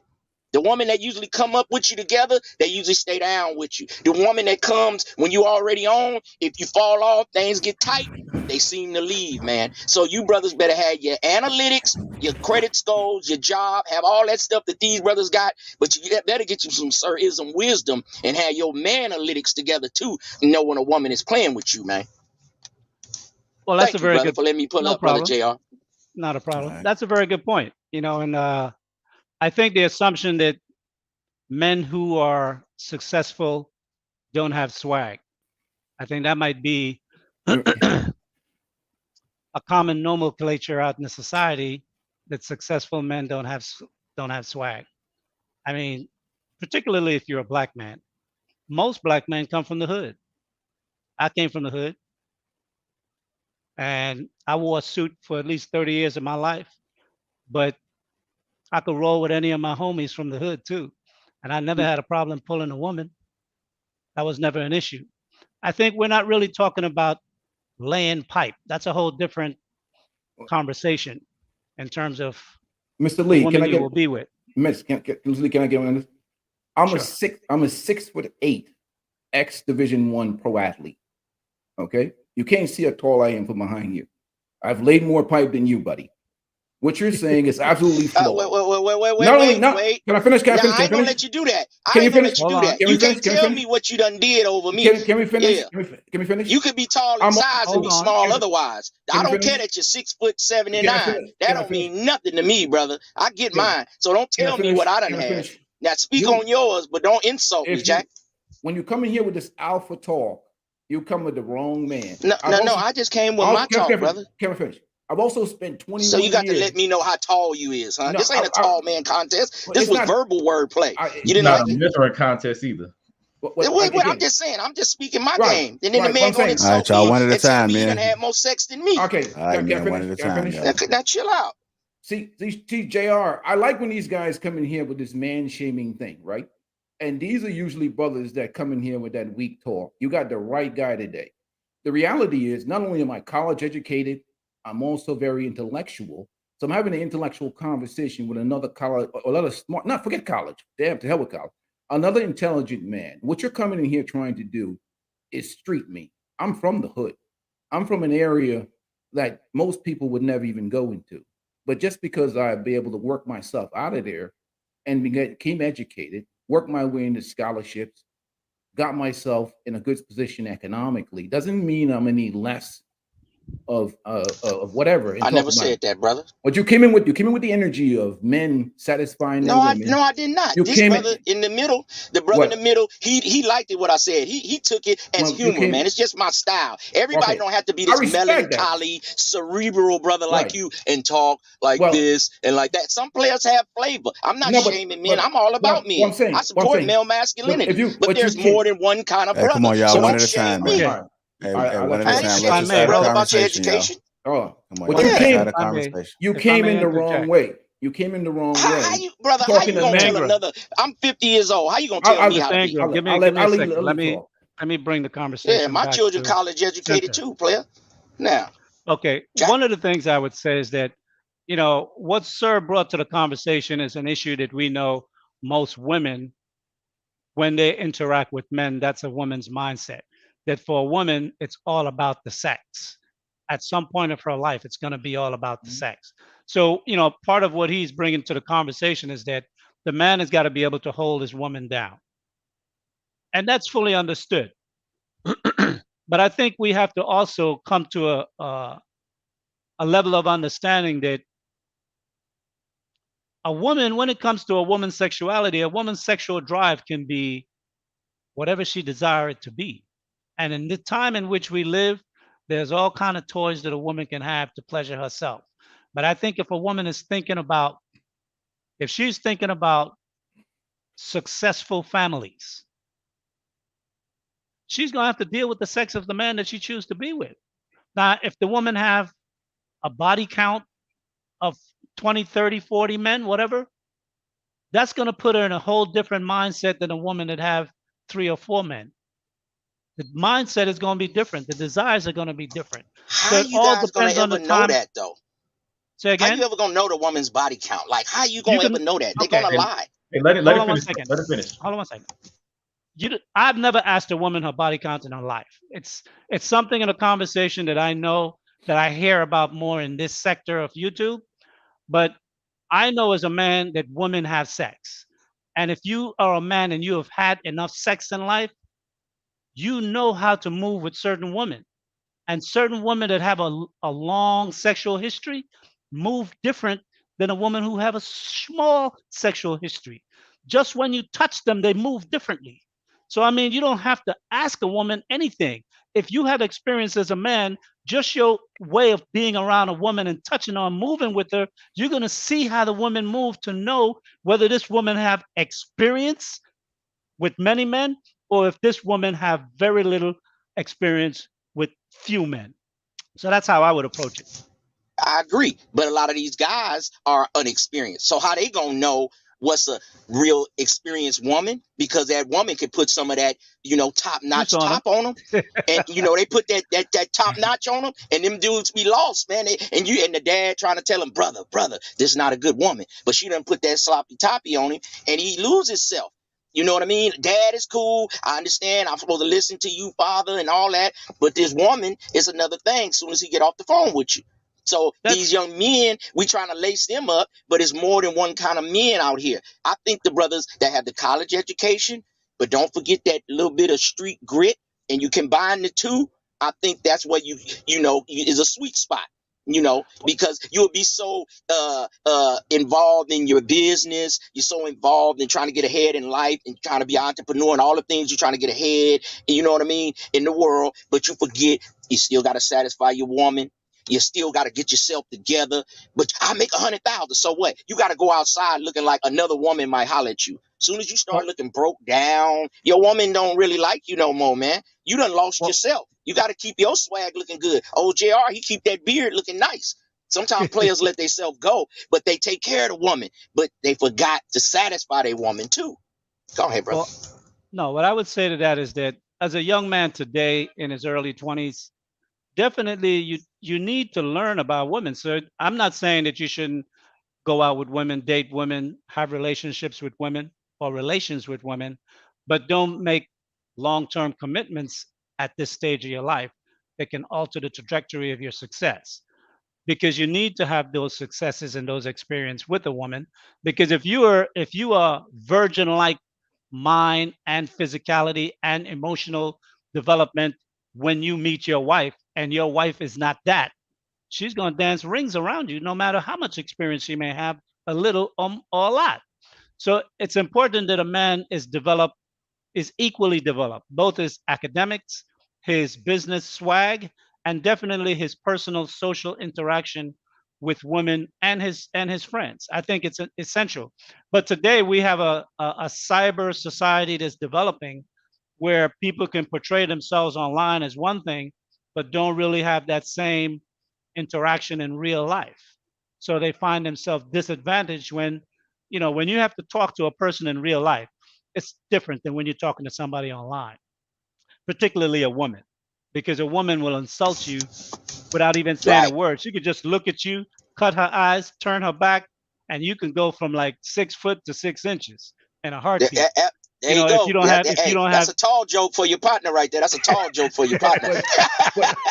Hey, a lot of guys don't have that. That's why I be trying to say, get your man-alytics together. See, we come from the area. You had to go to the mall. I like the way you brought that up. You just had to go try to get phone numbers. We used to push you. You had to go holler at the girl. These guys now, they take the easy route. What's your Instagram? No, forget your Instagram. What's your phone number? Right. But Mr. Lee, we're not talking about getting laid. We're not talking about knocking off women. We're not talking about any of that. We're talking about marriage, right? So if you guys, I thought we'd be coming talking about marriage, because that's a whole different show.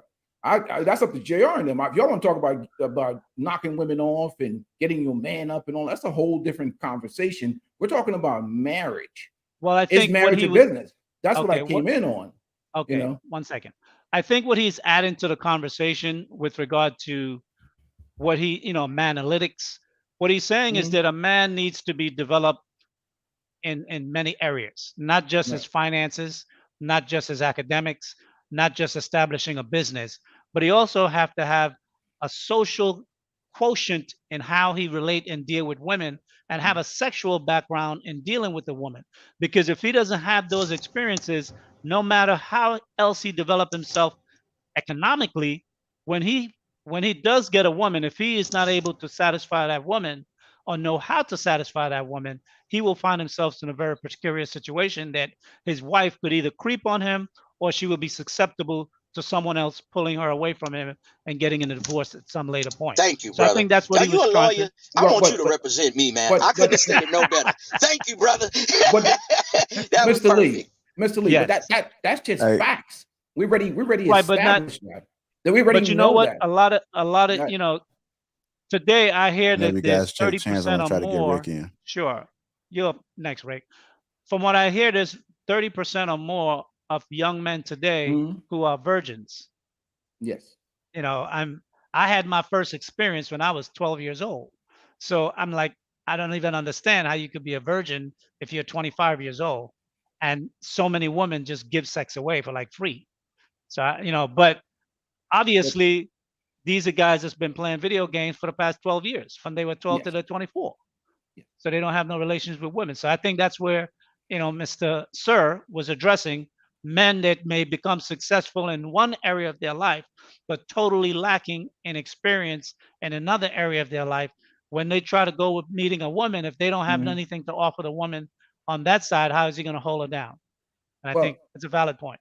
I totally agree with that point. The point I'm trying to make, and I think that's an issue where you have 80% of our kids being raised in a household without a father.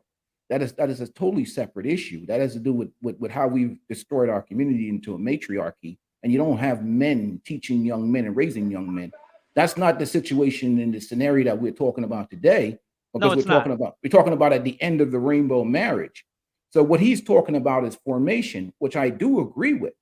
But this idea that men that have issues with, we're talking about marriage, is about men failing to meet a certain standard.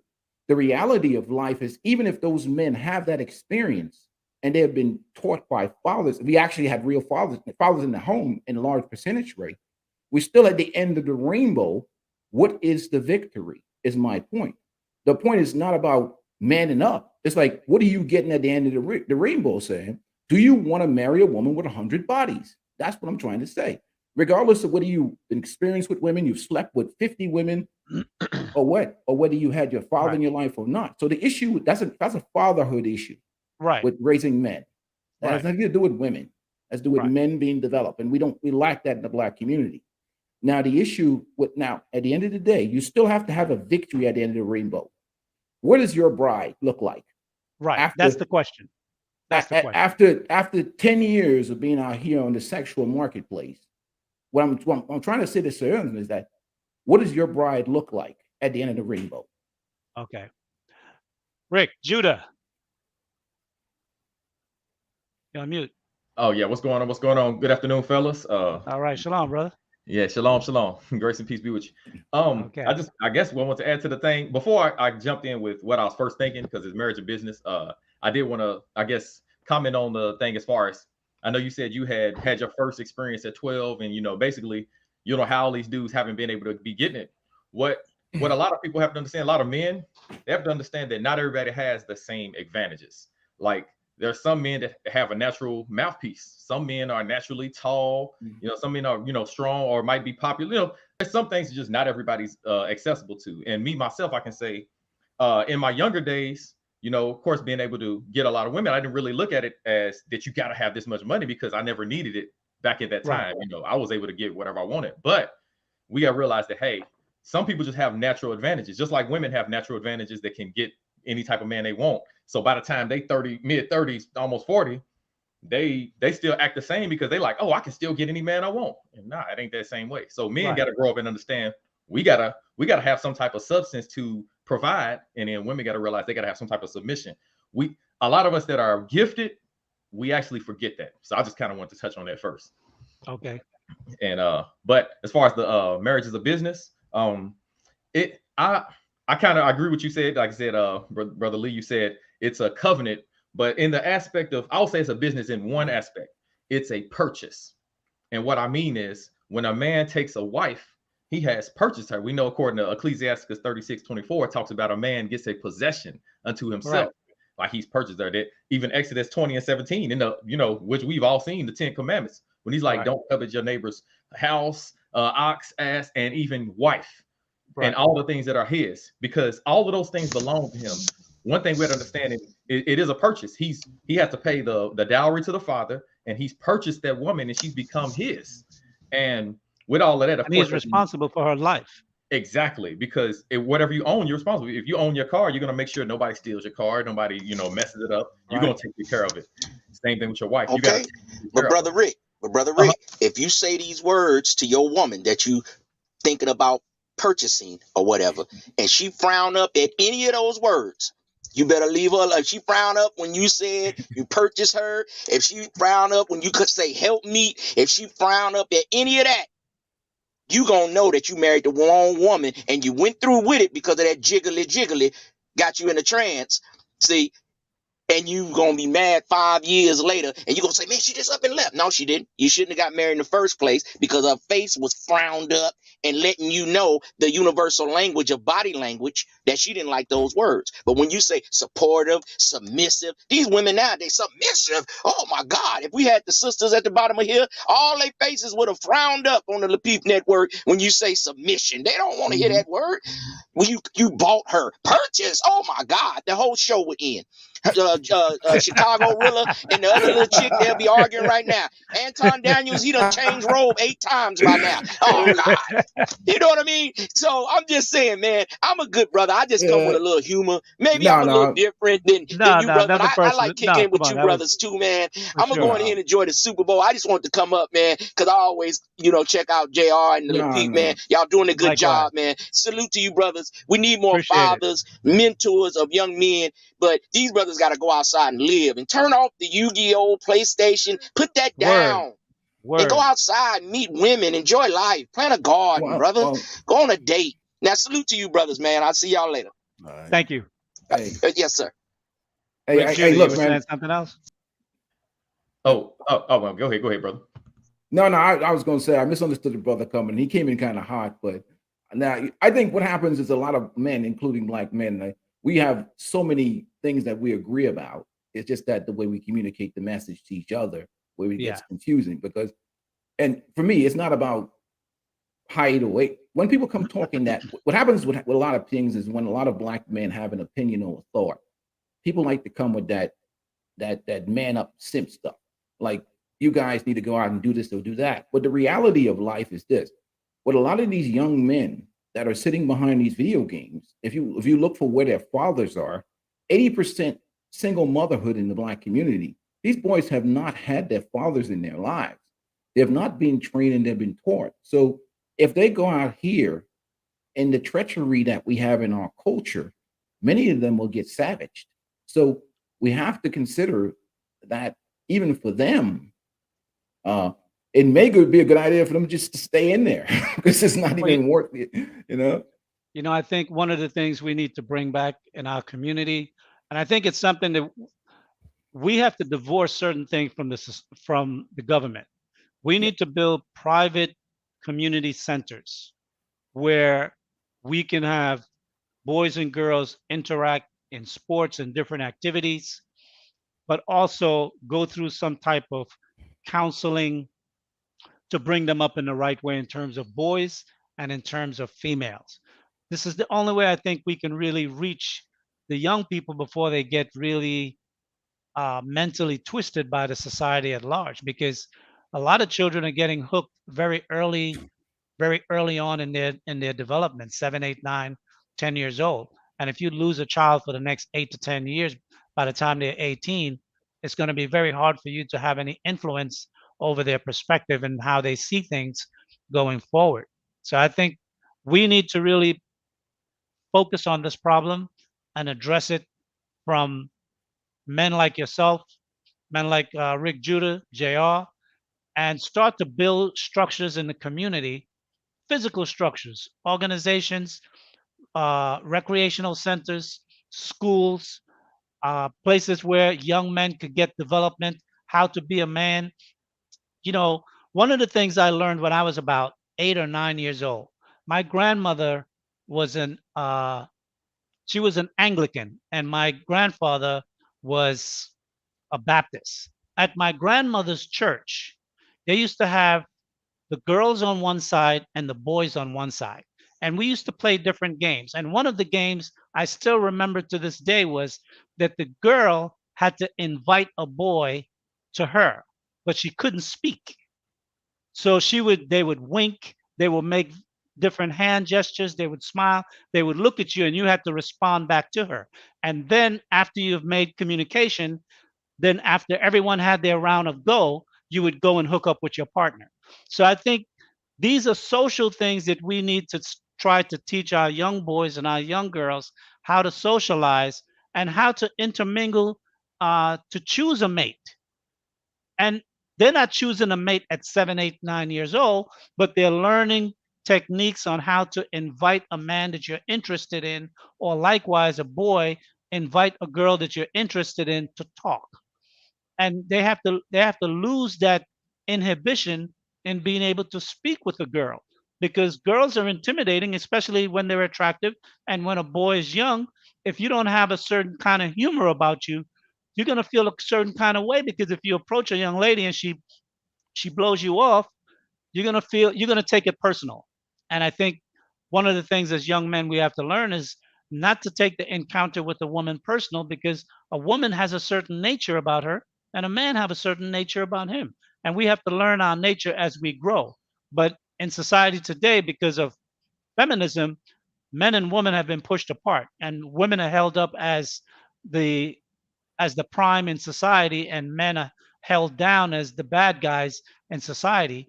And at some point we have to come together, and when we come together, we struggle in that interaction, in that mating, that dance. I was gonna say one thing a lot of men had to have, and like you said, it's something that would kind of get men going. We got to have confidence, because I know we was talking about how men can lose out or they may get shot down. And Right.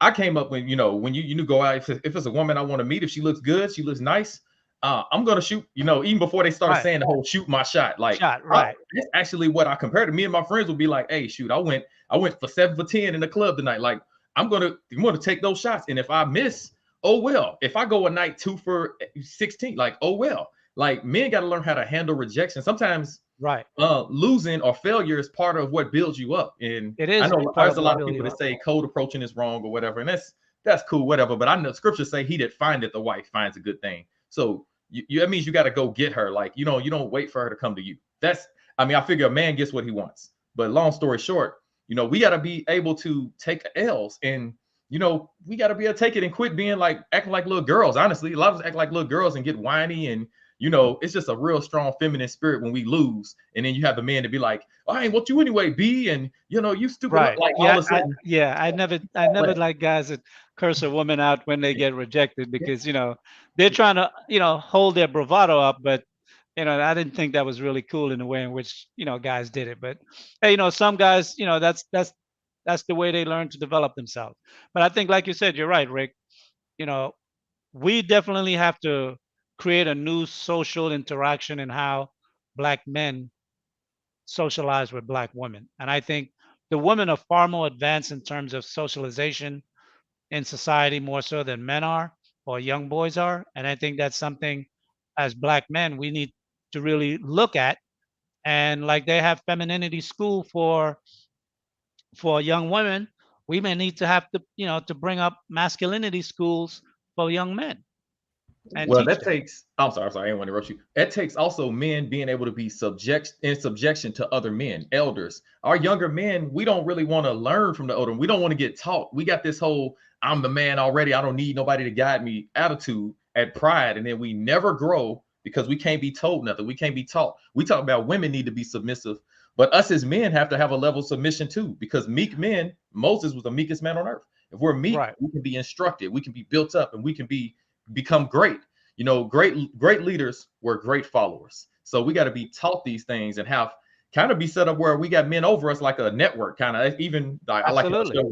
When I first started, when I first looked at the show, I was like, dang, I say this all the time to the people in my congregation. I'm like, hey, we need a network. We need a network of people in the faith, in the truth, a network of Israelites spread out. So that way we can actually connect with other people. So maybe if you get with somebody, these people think the same type of way as you. Exactly. And you can be like, all right, I have a daughter. Okay, she's 20, she's a marriageable age. You have a son, and he's like this. Let me see how he's like. Oh, cool, good. We can arrange this because it's got to be set up. But I'm sorry, go ahead. I'll go later. No, you're hitting it right. You're hitting it right on point. Mr. Lee, I totally agree with the young brother Judah. I totally agree with you. The problem is that, once again, what is the victory at the end of the rainbow? If you're trying to get laid, just go ahead and rent a $100,000 vehicle and park it outside the club, and they'll all jump in there and you'll smash it. You're working too hard with these cold approaches. If that's your goal in life, to get laid, which I think it doesn't take much effort in this current society and culture that we exist in. I don't teach game, I teach indifference. My philosophy is respect is more important than love. So if you want to learn how to meet women, You're going to go on a 5-mile run with me. You're going to go on a 5-day fast. I might take you through a walk I might hire 10 naked women and I'm gonna have you walk through them without touching one of them. I'm going to teach you how to say no, because that's the power a man has, which is his discipline. It is not game. It is discipline that you need. Discipline is real game. And if you want to get laid in today's culture, get yourself an expensive car, park it somewhere, and you'll get laid. It's really not much effort to it. It's just that boys haven't been raised by their fathers. So what I teach my boys is indifference. And that's the ability to tell the best looking woman that you see to go to hell if she doesn't act right. That's Absolutely. What I teach. That's what I teach. I don't teach game. Game is useless. I don't teach cold approaches. I don't teach any of that stuff. I teach purely indifference. I also teach you to be social, be around women, talk to women, let women pick you. Let them pick you, but put yourself in a position to be picked, because game is worthless. If you want to get laid, just drive an expensive car. Women like success. Well, I think what the brother Sir was indicating was that, getting laid is an experience that you have to develop as a man, because there are automatic systems in your body with regard to your emotions and how those things can move you as a man when you have sex with a woman. So you need to be able to have those experiences with women that by the time you're ready to be married, that the woman that you may choose, if you have sex with her, obviously she can't use her sex to manipulate you if she's not the type of woman that you should be choosing as a wife. But because the sexual interaction is so good, and because you don't have much experience with women, you would believe anything she say to you simply because that she can, find yourself whipped by the woman. And I think that's might have been what he was hinting at, So, but I think a man needs to be well-rounded in many areas of his life, and being with a woman is part of it. If sorry, go ahead, brother. The problem is that with these young ladies out here today, the 90% of them, because of social media and the attention they get on social media, if you're cold approaching women, which I think I salute brothers who do it, you're probably going to have a 98% failure rate, maybe a 2% success rate. I'm saying that if the goal is to get them in bed and get the experience, just cut all the crap and just get an expensive car. And you just, you know what I'm saying? In terms of the shortest distance between 2 points, it's just because they're so materialistic and they get so much social media attention. That's why I know, Mr. Lee, maybe you have a point on it. Between 18 and 30, I suggest young men be on their purpose and on their grind. Experience the experience you want to experience with the ladies and enjoy them. But at the end of the day, they have such an advantage in terms of social media today that like they're getting attention and validation to where they're holding their bodies for that 10% of men, or that 20% of guys that are getting all the action. And that is the guys that have learned how to really master the art of dealing with women or have a certain success level or swagger that they could take them down. But the regular average guy, he getting smacked around out here, Mr. Lee. you're not well, I think one of the things is a man has to learn what type of woman is a wife and what type of woman is just pleasure. I mean, that's something you have to learn as a man with regard to your taste in women, for one, but more importantly, in the character of the woman that you would see that would be the mother of your child. And I think that comes from his upbringing and what his parents instilled in him. But I think more importantly, it comes from his personal experience with different type of women. And unless he developed a broad experience with different type of women, he's not going to really know the difference between a 304 and a woman that has has been raised to be a wife and is prepared to be a wife. And a man like that would make a bad decision when it comes to his spouse. I would say in regards to like, okay, and this is me from according to scriptures. I don't really believe in men just going and laying with women like, what because the scripture says, once you lay with her, you are she's your wife. Her. Yeah, right. You got to marry that woman. You can't just. So if we actually going to get and lay with this woman, we got to actually be like, okay, this is going to be my wife, or this is my wife. I'm going to marry her now. A lot of us are are doing this with no intention. We treating our women like whores, and then we're mad that 90% of them are horse. So we got to actually kind of think about it. Well, we can't create this dynamic. We can't create this problem. What we got to do is go in very intentional. Okay, we're trying to get, my intention is to marry you. And if I see that you are not wife material, we're not going to even go the next step, you know. But of course, too, that man also supposed to know, is this woman, does she have a covering over her? I tell a lot of brothers, don't be getting with women that don't have a covering. If she don't have if she don't have a man over her, giving her guidance and instruction that she listens to, if she don't listen to a man already, she's not submissive, y'all. She hasn't learned to be submissive. She's got to learn that, because if she cannot be in order or in subjection to a man, she's not going to be in subjection to you. Subjection to you. Yeah. Sure. And that's just how that's what I've seen. That's my experience. Well, what I would say to that point is, you know, the lay of the land is the lay of the land that we have right now. And for a man to come up and not have any experience with a woman, and to think that at whether he's 25 or 30 or any age older, that he's going to be able to choose a good wife, I think that's not realistic. You know, I understand what the biblical laws are, but we're not in that society.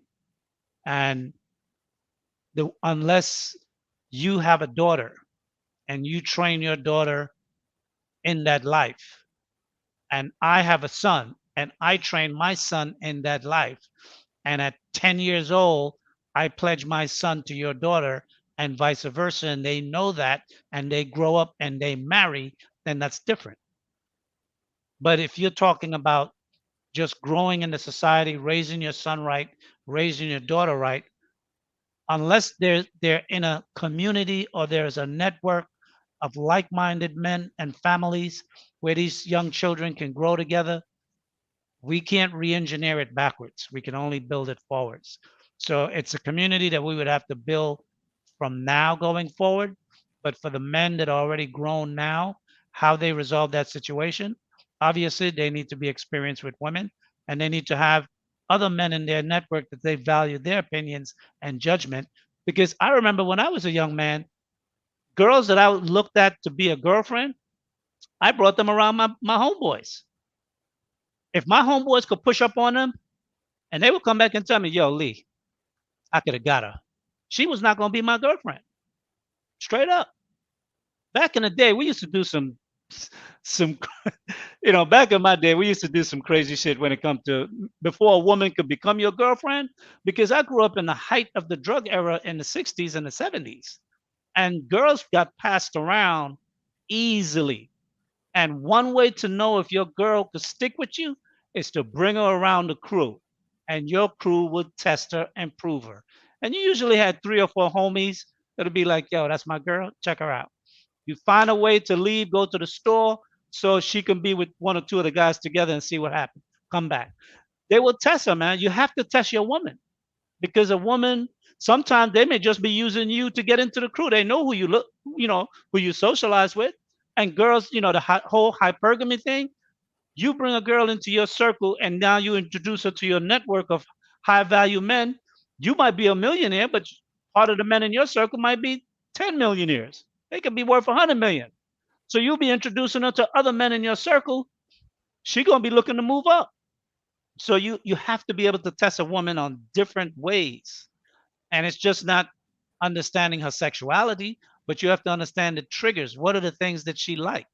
Why is she with you? Is she with you to make a move upward, or is she with you because she wants to really build with you?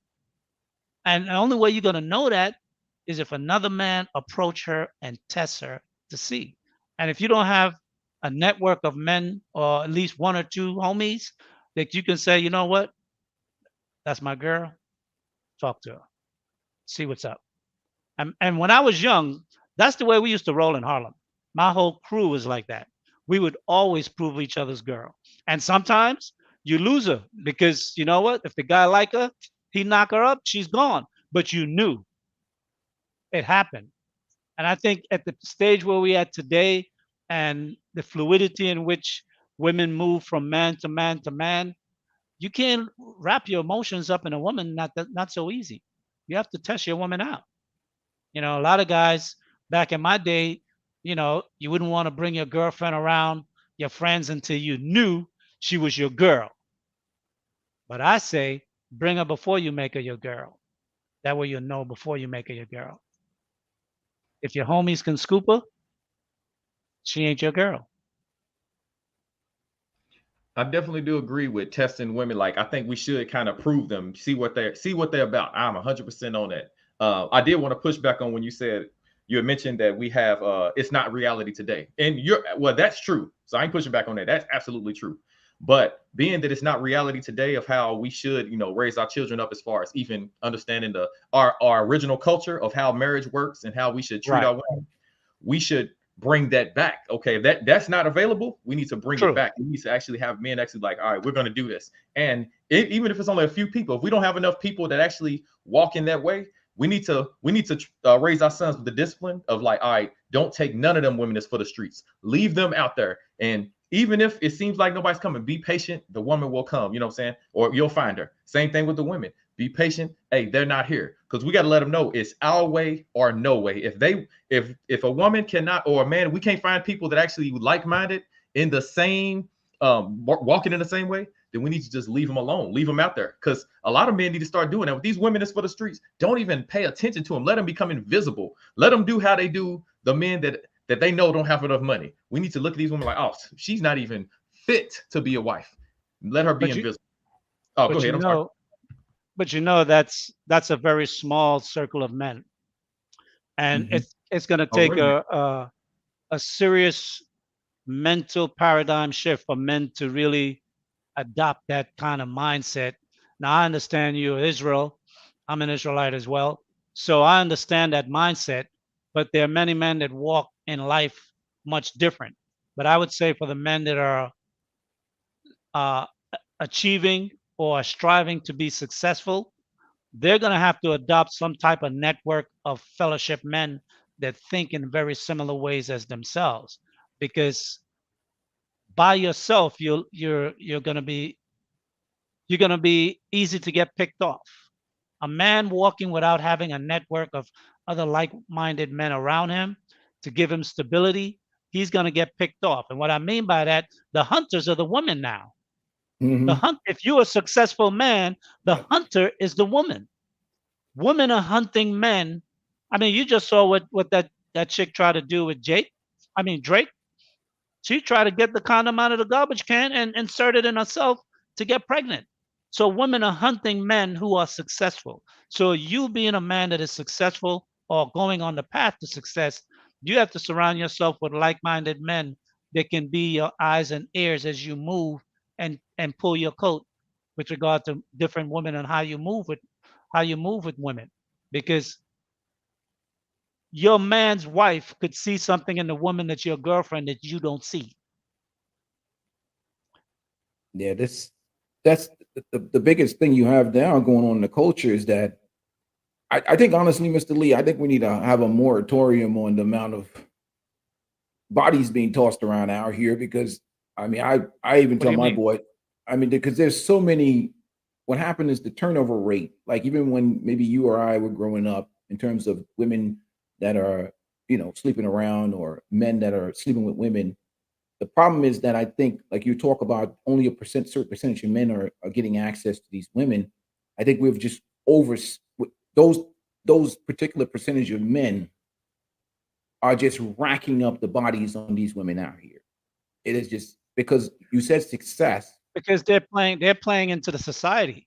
I mean, the society, the women basically come with the mindset that I'm free and I can do whatever I want to do, and I can have any man that I want to have.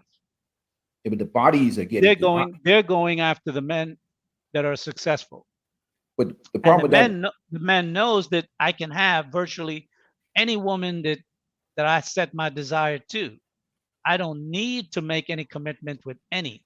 So obviously, it's how can you say it's a seller's market right now. Yes. For a man, he don't have to buy nothing. It's a seller's market. The women are coming at you and you sampling it and you keep it moving. Now there are many other men who are not getting as much or any at all. Those men definitely find themselves in a precarious situation. But what I would say is that the shift really has to start with the men first. And once the men make the shift, the women that are of like mind, that's why I said in the beginning, my sheep hear my voice, like Christ says, the women that are of like mind are going to move in similar steps. It's like women that are coming into the manosphere now. There's some that are coming in because they want to get with certain type of men. There's some that are coming in because they see opportunity to make money here. There's some that are coming in because of curiosity. There are many reasons why women may be coming into this to the manosphere, but there's going to be a small percentage of women that'll be like-minded to the men that they want to get with. And the men who are making that shift can probably cull and sift and find those women over I, I, time. You I can't totally, act you can't act irrational and emotional, but in time she will prove herself to be who she is. I totally agree with you, Mr. Lee. But the issue that we're having with a lot of the women coming in is they didn't really manage or exploit their youth to the maximum. That 18 to 25 year They didn't range, or they did? they did not. They did not exploit their youth.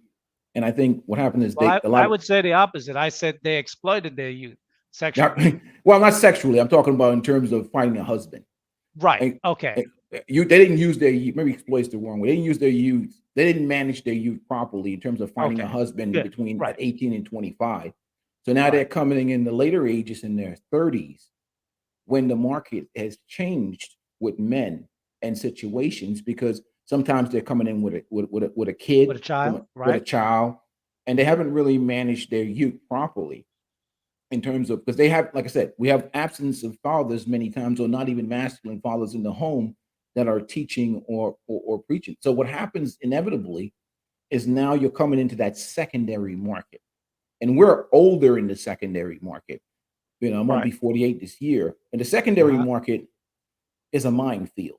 It's a minefield of history, mental issues, baggage, imprints, and a whole lot of different things. And no matter how successful and masculine you may be, you're dealing with different type of situation as opposed to when women are selected between that 18-25 range, or maybe you find some good ones 25-30 and beyond. Now we're getting into a whole different ball game. That's why I'm saying for our culture, we're turning over too many bodies because of again, once again, sexual liberation. The internet has changed us to the point where that 20% of guys, that 80-20 rule, that 20% of guys are putting in some serious work these days, and there's no mercy. And by the time Well, these women get to that age, past 25-30, they've got some serious bodies on them. well, I would say there are two things I would say to this. One, I would not concern myself with a woman that doesn't meet your standards. Right. Two, that is not for us to change as men. That's for women to change their behavior as women. But for us as men, what I would say is that we need to make that shift mentally for the men that are, and when I say the men that are the 20%, I'm not talking about the 20% of men that are just sexing women. I'm talking about the 20% of successful men who who are building themselves up to become a high value man, or is already there Right. and is now looking for a wife, or will be looking for a wife in the next 10, 15 years or whatever, Right. depending on their age. So those men, as they grow themselves, they will have they're not at the level where they don't have choice and option. Right. They're at the level where they have choice and option. So for the women that don't meet their criteria, that's really not an issue for them, Right. because the world is their oyster. They can travel anywhere on the planet and meet women from different cultural background and different traditional upbringing, that if they want to choose a wife, they can choose a wife from anywhere on the planet. And I think that's a broadening of a mindset that as black men we need to adopt and not limit ourselves just to America. And I think when black men start to make those adaptations and moving in those ways, the women that are coming up now, or the young woman that is 10 years old, 12 years old, that will be a young woman in 10 years from now, in 2030 or 2035, those women will be looking at a new crop of men and they're going to be like, wait a minute.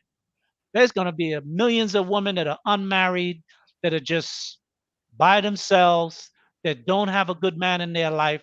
And then they're going to be a crop of men over here who are living a good life, who are in rich communities. I'm not just talking about upper class. I'm talking about men that are seven-figure men. Because right now, 100,000, that's nothing, bro.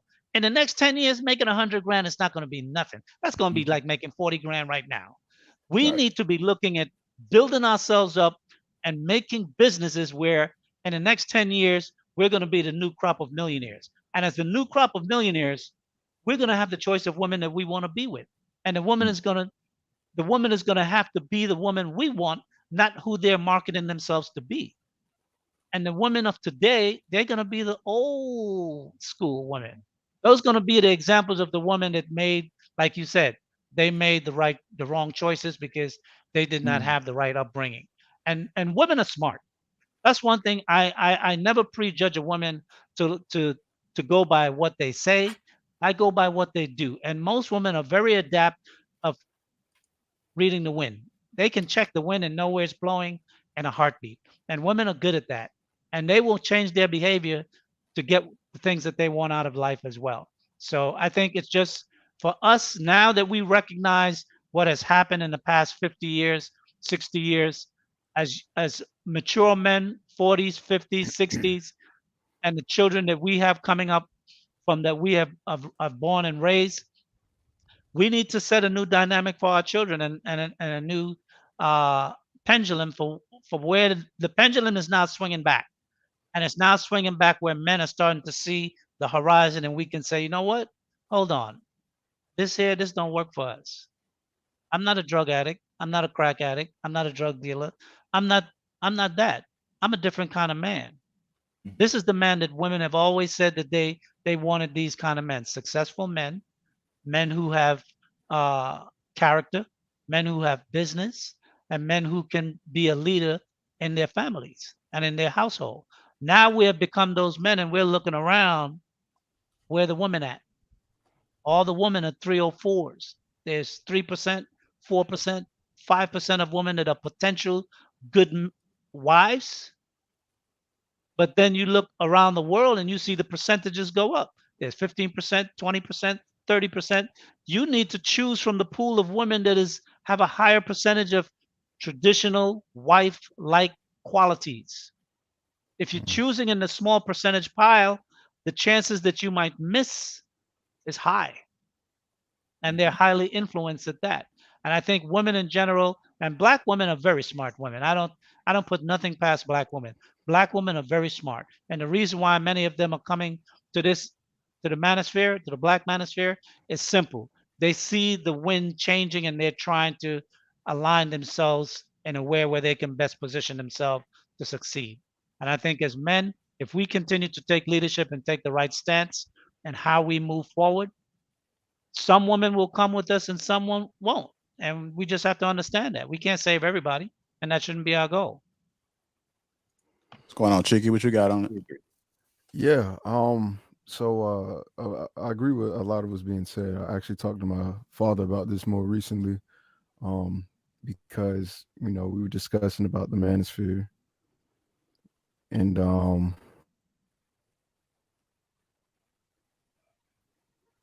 we was just discussing kind of the issues that come up when the manosphere speaks about these topics a little bit.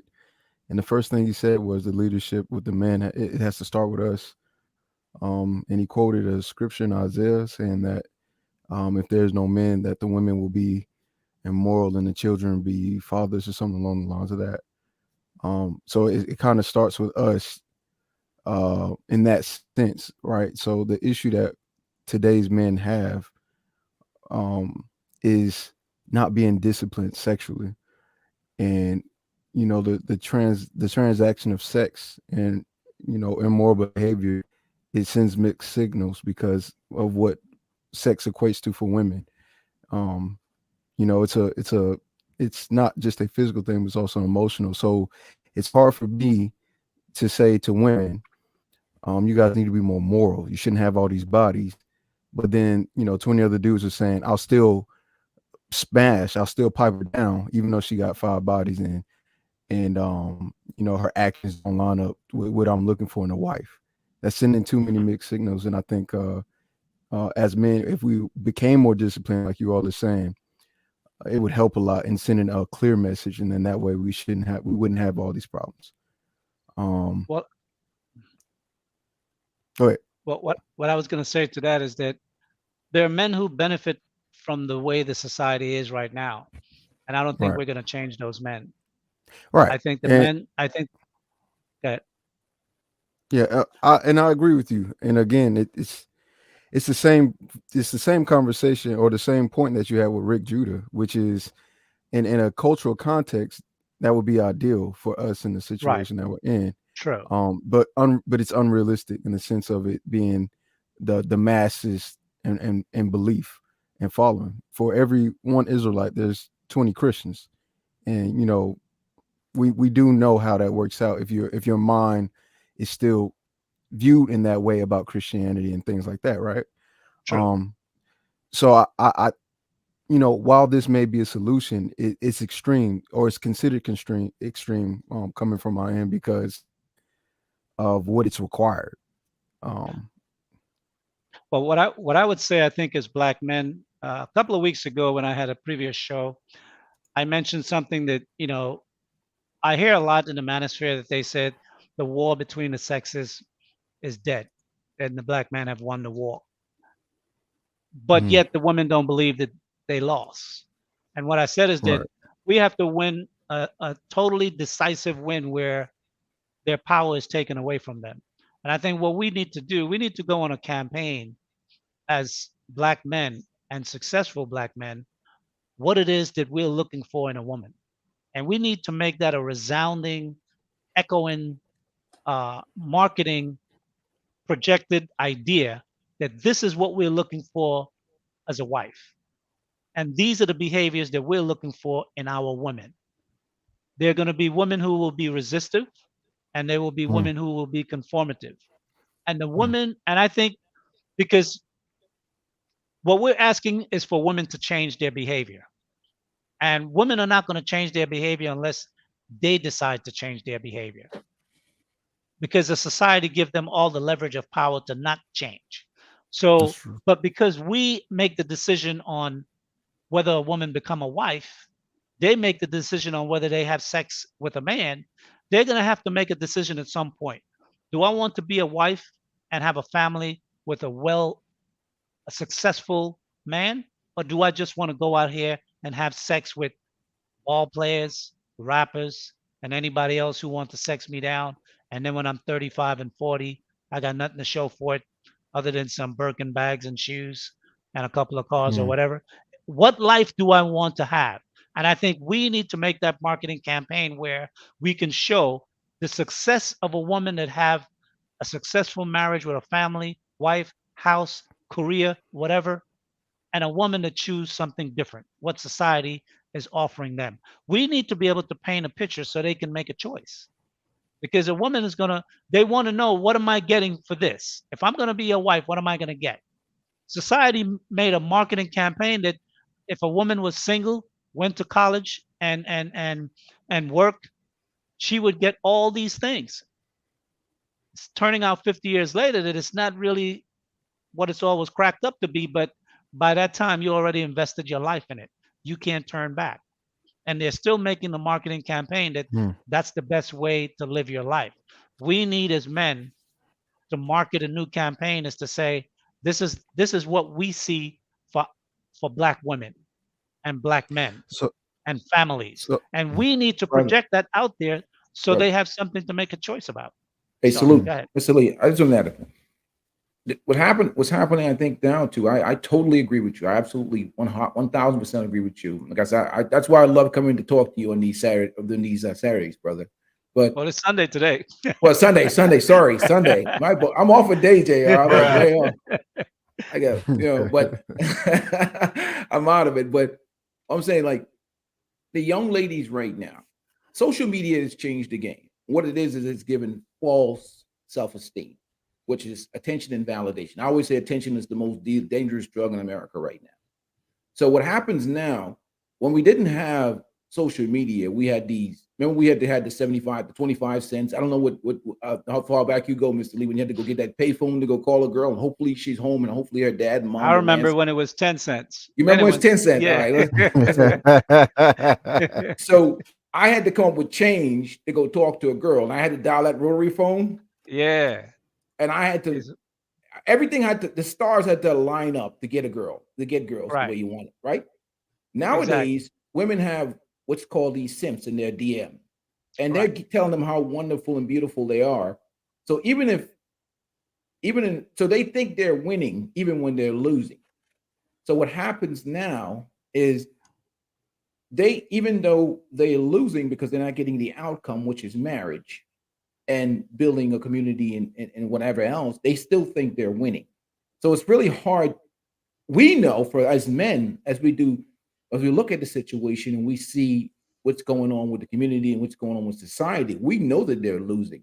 But my point is this: the only thing that women that have those types of cultural reinforcement understand is the replacement. Capitalism, I always talk about relationship capitalism, and the reality of life is this. They only understand if you walk in here with that African sister that you replace them with, or that sister from Brazil you replace them with, that has been raised in a traditional setting, that has been raised to be a wife. Or you take a woman that's here in America that's been raised to be a wife, and you make her a wife. It's like a business. If you keep patronizing a business, they're not going to change their ways. So I don't see, for me, I look at the replacement. Going to a different restaurant changes that business. That business is going to change or it goes out of business. And I think what's missing here is the competition, which is the replacement. And I think only thing that's understood is replacement. Well, that's why I was saying that we need to fight the same war that we've been in, which is the marketing campaign of the freedom and liberation that women have been marketed to. I think we as Black men have to create a marketing campaign as to what marriage looks like, what family look like, what community look like, and what are the benefits of it.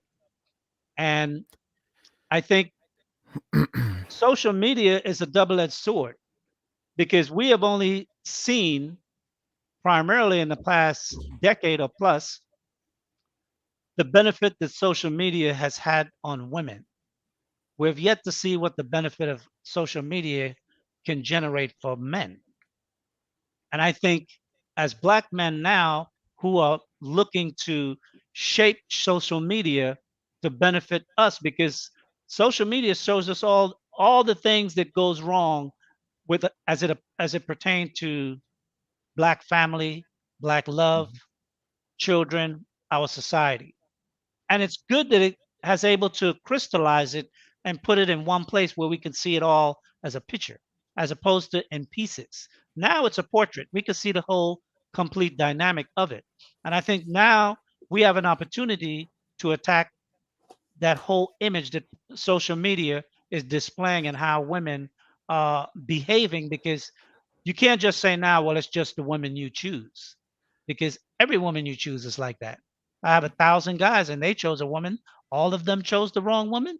No, it's because 95% of the ocean is full of these women. So that's what we get. You throw your line in the water, that's what you're going to get. That 5% of the good woman, you have to be lucky to get that. Go ahead, Chiki. So, yeah, just a question about the we're saying these things, but I just think that on both sides, the viewpoint and the image for both men and women is just skewed right now. So we have one side saying, we don't want to get married, and knock down as many girls as you can, and we have another side saying, I don't want to get married until later or not at all, because I'm independent. So how do you mend the relationship to see that both sides need each other if we're so far apart? Well, I think, it's like any competition. If I used to like watching drag racing. And when you watch drag racing, it's really about pacing. It's about pacing your laps.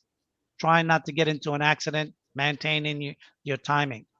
And I think there's the Pookie and Ray Ray type who are out there knocking down as many women as they can get. There are women who are living their free liberation. I'm I'm a woman and I can do whatever I want with my body, my choice. And then there's the new crop of men who are saying, you know what, we are successful men and we want wives. We want to be able to build generational wealth. And generational wealth can only happen is if we have a generation to pass it on to, which is our children, which means marriages must last. We can't divorce midway and destroy the family and destroy the economics of the family. And we need to now be able to show what does success look like for married families. And how does that translate itself over time? Today, we have technology where we can literally take a young man. We could take two families, a family where you have a single led family, 3 children, man and a wife, 3 children. And we could make a projection in media of these two families, what path their life will go, and we can show the children of a married family how they grow up, the universities they go to, the quality of life that they have, how they travel the world, the women that they meet when they get married, the children that they have, and the businesses that is established by the family. And we can show 3, 4, 5 generation in a 30-minute video or a 60-minute video, and how this family started out where the husband and wife the husband was making 150,000, the wife was making 50,000, and in 3 generations, 25, 30, 40 years later, they have a multi-million-dollar corporation business. And the family of the woman with 3 children that doesn't have a man, where their life go? One of them might make it successfully, or none of them might make it successfully. And based on the statistics, we know virtually none of them will make it successfully. So we can do that, and we can create that. There's enough guys in tech in this field right now in the Black manosphere. I'm not a tech guy, but I'm a very inspirational guy. I have ideas. Right. So and my ideas are focused on the problems. How do we solve the problem? We're fighting a marketing idea on ideology and belief. And we need to attack that ideology and belief. And we need to be able to show the society of Black men and the society of Black women how to make better choices. And based on the statistics, we can go back and say in 1960, there were families that were married, and these are the choices that they made and their children made. This is where they are today. These are the other families who made different choices, and this is where they are today. And we can extrapolate that from now to what? 2053. 2053, they're supposed to say that Black people are going to be the poorest people in the United States, right? We're not going to be worth nothing.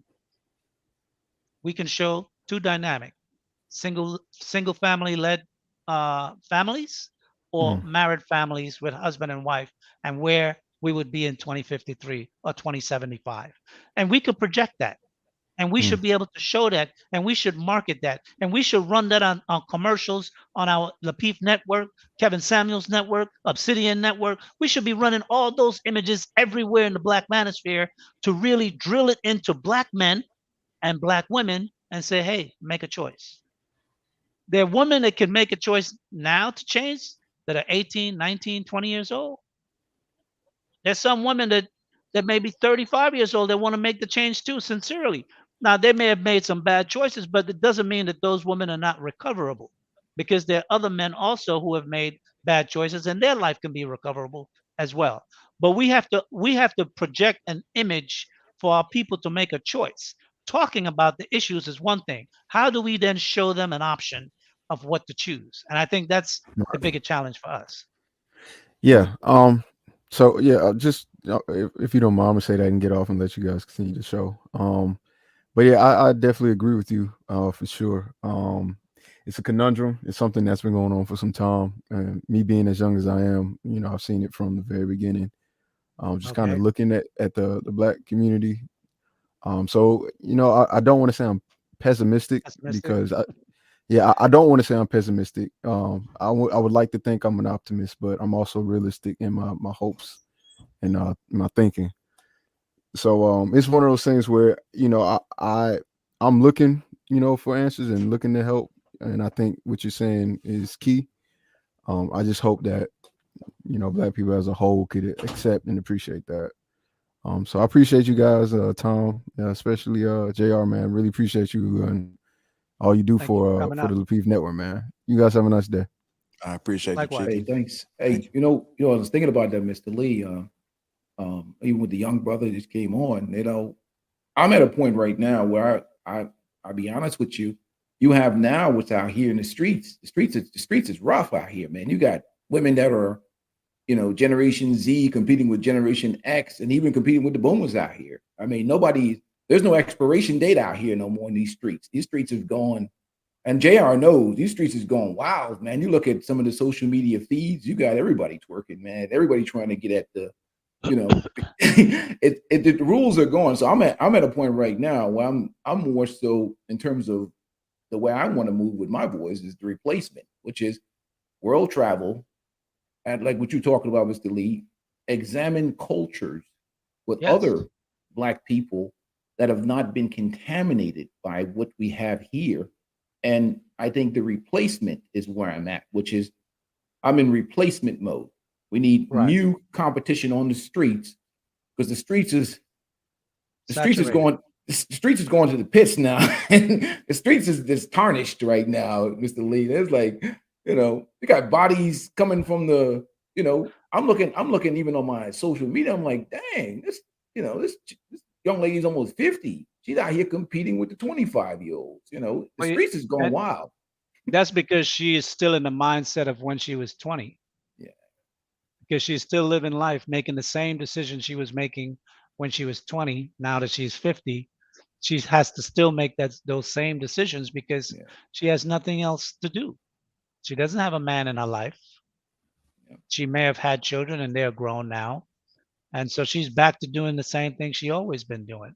You know, but I think one thing to travel and look at different cultures is one thing, but we also have to as men, we have to stand up and fight. And the fight is on the home ground. And the home ground is in the United States. And we have to at some point we have to say, you know what? Enough is enough. Yeah. The streets are saturated, like you said, with a certain level of behavior with the women. But as men, we have to stand up and say, you know what? This is trash. This is not what we want. And the bottom line is women need men more than men need women. Because all their behavior, women need men more than men need women. And what I mean by that is that for a woman to really succeed in life and get the things and the quality of life that they want, they need to get with a man to do that. Most women are not going to make the kind of money for them to get the life that they want. Why is it that they're twerking and doing all these things online? They're not twerking to get a woman. They're twerking to get a man. Right. Now, if they could get a simp man who would just send them money without anything in return, that's the best kind of man to get because you don't have to put nothing out other than the image that's already projected. But the bottom line is if men pull back on that, and the more men start to pull back on that, the harder and harder their activities are going to become for them to be profitable to get the life that they want. So I think we have to find a way to be able to push back against that. And I think one way to be able to do that is to really project a new image of what Black men are seeking and what we want as a society and a community for ourselves. And we have to show our women so they can make a different choice for those who want to make a choice. No, I totally agree with you, sir. That's why I enjoy these conversations, JR. You guys, thanks for having me, man. I just think that with those women, they're just going to continue to get pounded out, and it's just going to be the same dudes pounding them out over and over again on the social medias and the DMs and smash them. Because what happens now inevitably is just that there's just no real incentive to change. There's only incentive when they're because remember, most of them are government empowered. Remember years, like if you go back 70 years ago, you had a baby there was no social safety net. You know, you were like shamed and sent off to some place somewhere. Right, So but we're in a place now where the social safety net is here, so okay, we can't imagine what it would be like if it wasn't. We have to deal with what is, right, and we have to take steps how we can overcome, even with the safety nets that would promote women to have a certain behavior. How can we offer a woman an option that is even better so they will make better choices? Yes, the women that are already lost, they're lost. I right. mean, there's some women that are lost, but not every woman that are lost. So I would not put all black women into the lost No, no, category, no. even though I the totally agree. percentages, where the percentages may be high, but nonetheless, there's still women out here who, uh, women that are thinking that they want to live as clean a life as they could, as successful a life as they could, and to have a family with a man and live a happy life similar to either their mother and father or their grandparents, or even from an image, a story in a book that they read, that they saw a life that was better than the reality that they live every day.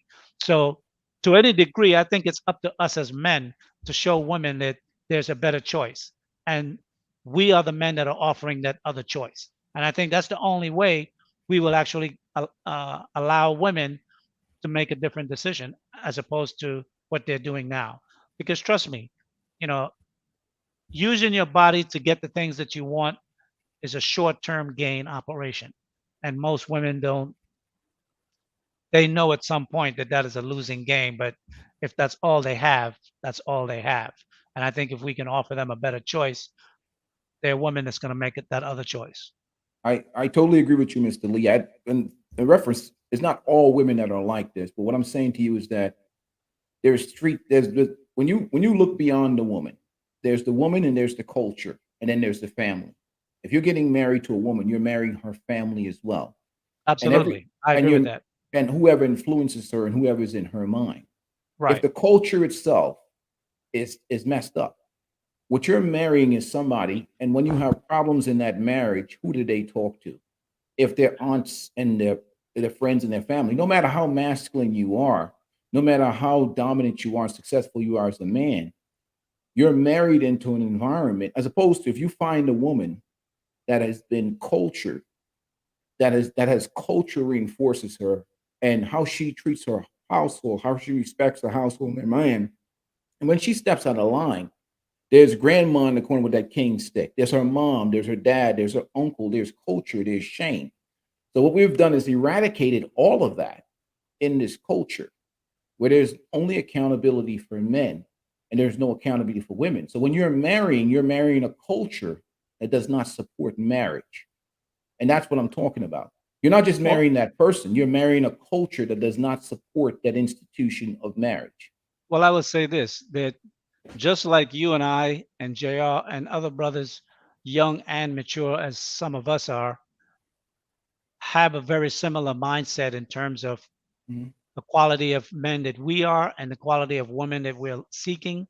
Yeah. I think that there are women that are out there that are very similar, that brought up in a certain upbringing, that have that same outlook and are looking for men of like mind. And they're fighting against the culture that is pervasive, just as we are fighting against the culture. So I think it's up to us as men to put forth ourselves out there, not as individual, but as an idea, to Right. show women that, hey, there's a crop of men over here that are different than the culture. Mhm. So they can see those men, so they can choose those men. And I think that's what we have to do. I think we need to make a marketing campaign, and Kevin said he used to work in marketing, and you can show it. You can see that his show has demonstrated his expertise in that area. Right. That the women are coming to seek him to find out, hey, what do I need to do to change myself to become the woman that a man that you speak about would want? So I think, but what we have to do, we have to take it to the next step. We have to literally create a marketing campaign to show women that there's a different choice, that it's not all is lost. That Right. though the culture has infected 90%, 91%, 98% of the community, we still get that 9% or that 2% or that 11% or whatever it is of both men and women that see and want something different and better. And I think we gotta shine that light and say, hey, over here, come over here, come over here. This is where the good men are, and the good women, we're looking for you. And I think women will make the choice that they want. And I think there are certain women that they're not going to want us. Right. They're not seeking marriage. They want to live their best life by themselves, or however they want to choose that. And women like that, we have to respect their choice and leave them be.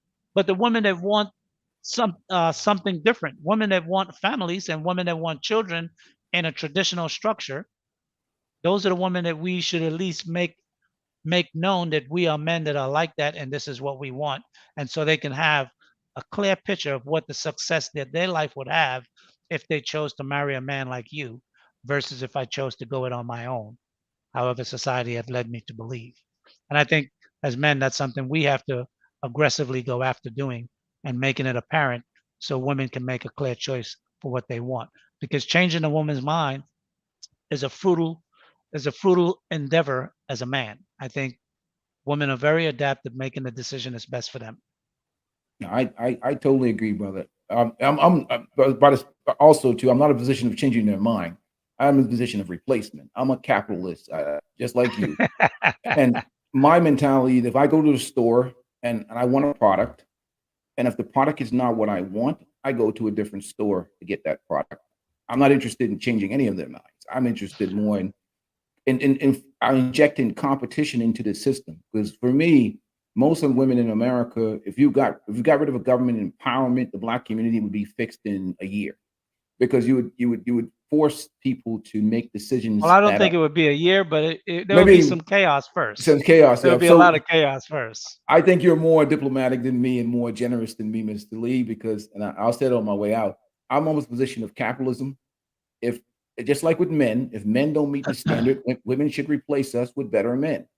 If women don't meet the standard, men should replace them with better women. And if you see the replacement standing next to you, you'll get your act together fast, because it's like a business. If I operate a hamburger business and you operate a hamburger business, and I see the line wrapped around the building at your business, Mr. Lee, be by damn, I'm coming over there to figure out what you're doing, putting in your burgers. You might kick me out the door, but I'm gonna be trying to talk to you because I want to figure out how best that I can compete with you. Because the problem is that most of our women don't feel they have to compete with us, because the system and society that we have don't force competition. And I'm more of a capitalistic mindset of replacement. These women don't act this way, you get them new women. These men don't act that way, you get new men. I think we can do both. I think we can, you could go the replacement approach to choose women from different parts of the world that may suit your traditional values better. But you can also make the approach to market to women that are, because there's always a new crop of women turning 18 and 21 years old every year. So we can market to women that are becoming of age, and we can market to families, husbands and wives that are raising children, to raise their children in this manner so they can get the outcome similar to yourselves or better, right? So we can do a two-prong approach. For the men that are of marriageable age now that are seeking a wife, if there's no wife in this pool, you can go elsewhere and find a wife in a pool that's suitable for you. But at the same time, there are new women coming into the pool every year, and we can market to those younger women to, hey, don't choose to be like this. You can choose something else, and you can have a better outcome for yourself. So I think we could do two things at the same time. I totally agree, brother. But like I said, if the situation became a situation where it has to be on that woman, it has to be her father, her mother, her parents, and they raise their daughter a certain type of way, and where we sit down as parents and we have this conversation, and not only the kids, but as parents, we have to be in support of this type of activity too. But I think what we have now, we might have to bomb this whole thing, boom, and start all over again with a new society, because the type of pollution that exists in our morality or even our ethics, it's completely jacked up. So we have to start anew with a new mindset and a new set of values and ideals, because the current value system that we're on is so bad that I think like people like me, you, JR, and other people that exist in this will have to sit down and have a conversation about starting new with a new set of rules, a new doctrine that's separate from the government. And whoever wants to come over here and win, just come over here and win, and let the people stay over there.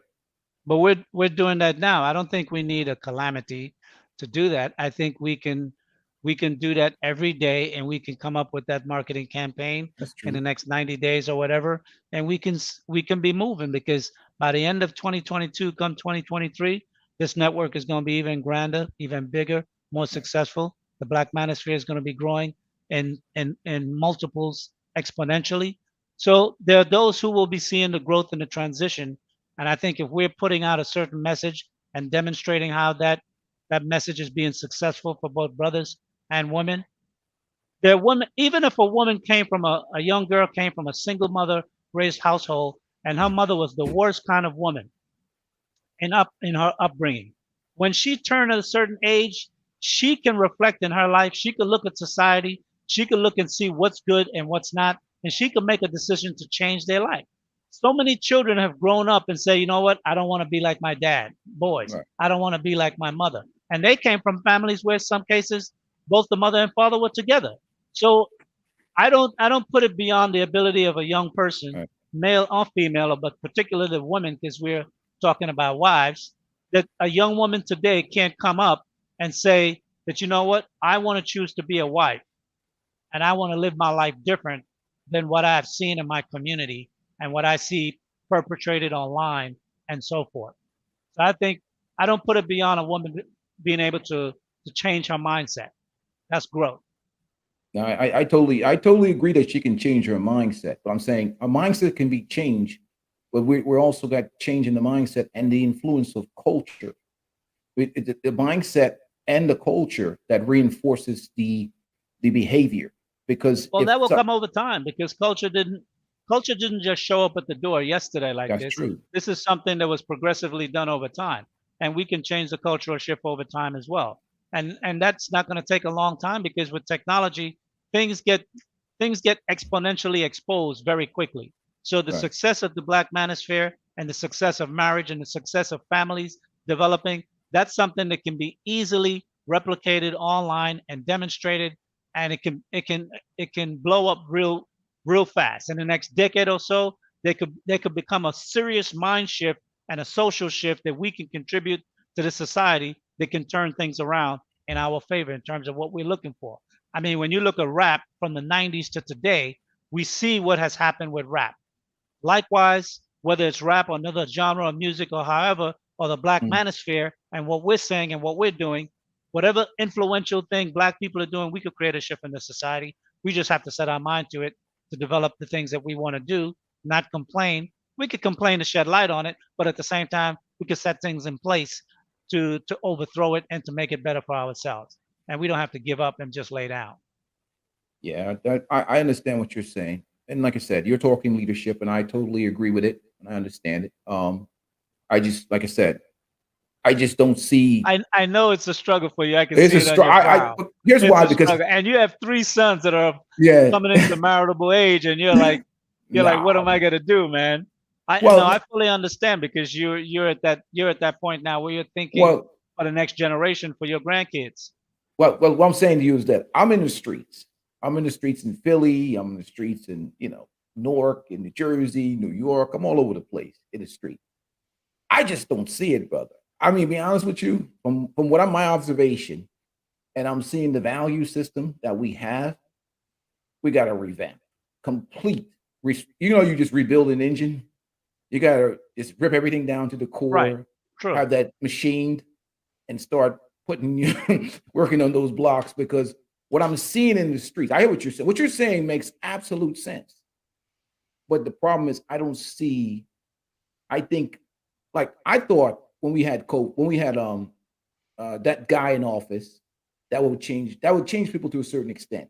Right. Then there was the COVID pandemic. I was like, okay, this is going to scare Watch the word. Oh, I'm sorry. Damn. I was trying to not say it. I apologize. Y'all be weak in the knees. Stand up. Stand up. But I thought that thing would have got us back to our senses, JR. That didn't work. Then I thought January 6th when they saw those people rush the Capitol, right? And they saw how important it is, how easy that your job cannot be valuable. What women thought were valuable can be taken away that easily. Because you can have a situation where they try to take the country, right? I thought January 6th would have straightened people out. It still didn't work. So between that word, that C word, January 6th, and a lot of things that have happened with the economy, and right now we're in an inflationary period where things are just racking up in prices, where there's a lot of economic strain on people, and people are not getting it in all different dimensions. But I'll leave it there with that statement. So, and looking at the streets and what I see, I don't see the motivation. I see it here in the manosphere. I see it on this show. I see it with you. I just don't see it in the streets. Well, I think, what I hear, if I'm hearing you correctly, is that you're looking if there will be a crisis that will create a societal shift. And people don't necessarily make changes in their life that easily. People are resistant to change in general.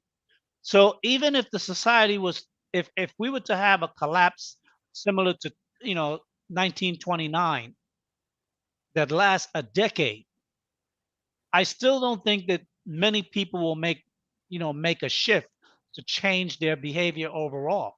They will find a way to continue their behavior to live in the way that they know.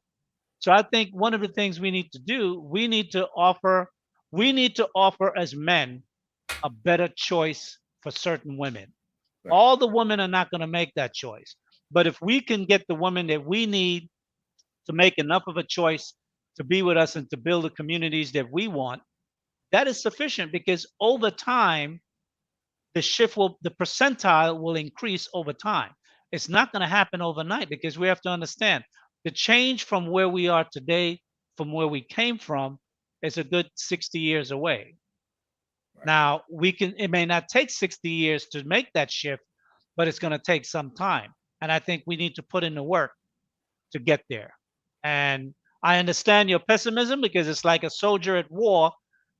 For him, he don't see no end to the war, because he's getting shot at every day and he's shooting back every day. And because of your profession and how you have you're in the streets, like you say, you're seeing it as a very micro level.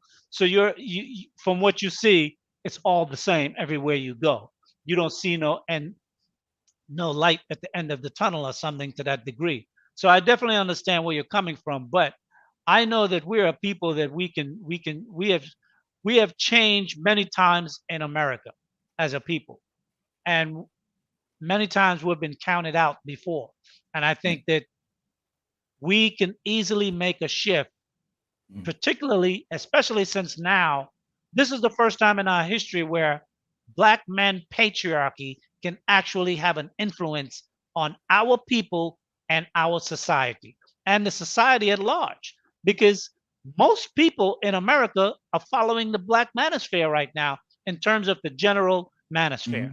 They're taking cues from what we do, and we're having a greater influence. So to be honest, the steps that we make in the next decade in terms of this Black manosphere and what we're doing here on social media can really set the tone to how things go in the next 20, 30 years or even further. And I think Black men are going to be at the tip of that spear in the change that will happen, and we can do that. And I'm on board with that. Hey, thank you, sir. Right, like I said, JR, thank you. Yeah. Concluding this one. Time for me to head the Super Bowl. I got to see if my cable will bring it in, or if I got to pay for it. Either way, I'll get it. You know what? I appreciate these conversations, man. JR, thanks for having me on your show, man. Mr. Lee, I always look forward to talking to you, brother. I appreciate your perspective. All right, thank you very much. Likewise, sir. Thank you very much. Hey, you know what? Drop your channel in the chat so I can get it. I like to come by and check you out from time to time. I don't know, man. We get. No, I'm just kidding. We'll have a conversation. In the back chat. Yeah, drop it in the back chat. I'll drop it in, brother. I can hit you up. Oh, let me pull it up real quick. All right. Just go ahead and put it in the back chat. I'm gonna leave you in there. All right. All right. Been a great show, Lee. I'm gonna let these people get there. Amir is live streaming tonight at 7:30. Amir is streaming 7:30. So if you guys not doing anything and you want to, she's gonna be talking about what's love got to do with it. What's love got to do with it? That's at 7:30 Central Time on the Lapeef Network. Make sure you guys tune in. Appreciate you, Lee. Thank you. All right. Make sure you enjoy yourself. I'll hit you up later. All right. All right. Tune in. Hit that like button on your way out, guys. Hit the like button. Appreciate y'all tuning in to Sage Talk with Lee. Appreciate y'all.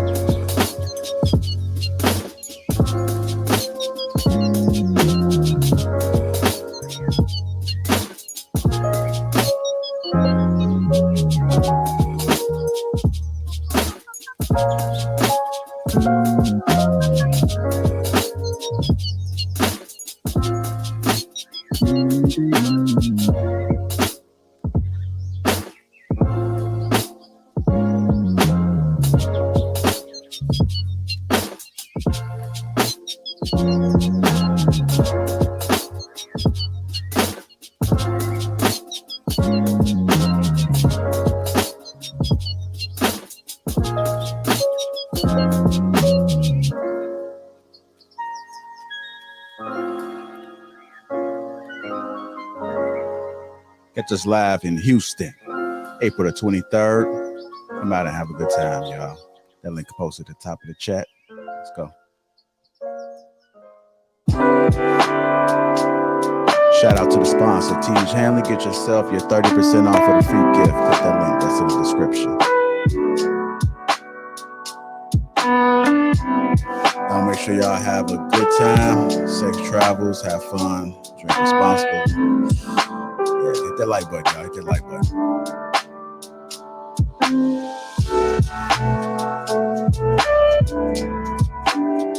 Mirror is live tonight at 7:30 Central Time. Make sure you guys check it out. Catch it out on the replay, catch it live. Your choice. Catch it out. Shout out to Courtney Michelle. I see you in the chat. Appreciate you.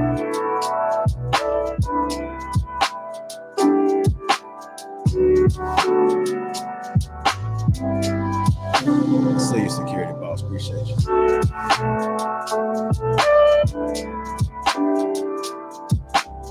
See the green. See you, Robert H.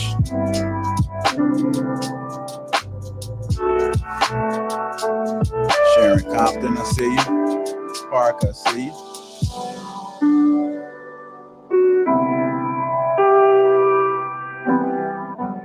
Dedicated to my children's future. I see you in that too. Appreciate you. Sporties, mobile detailing. Appreciate you. Just a green, y'all.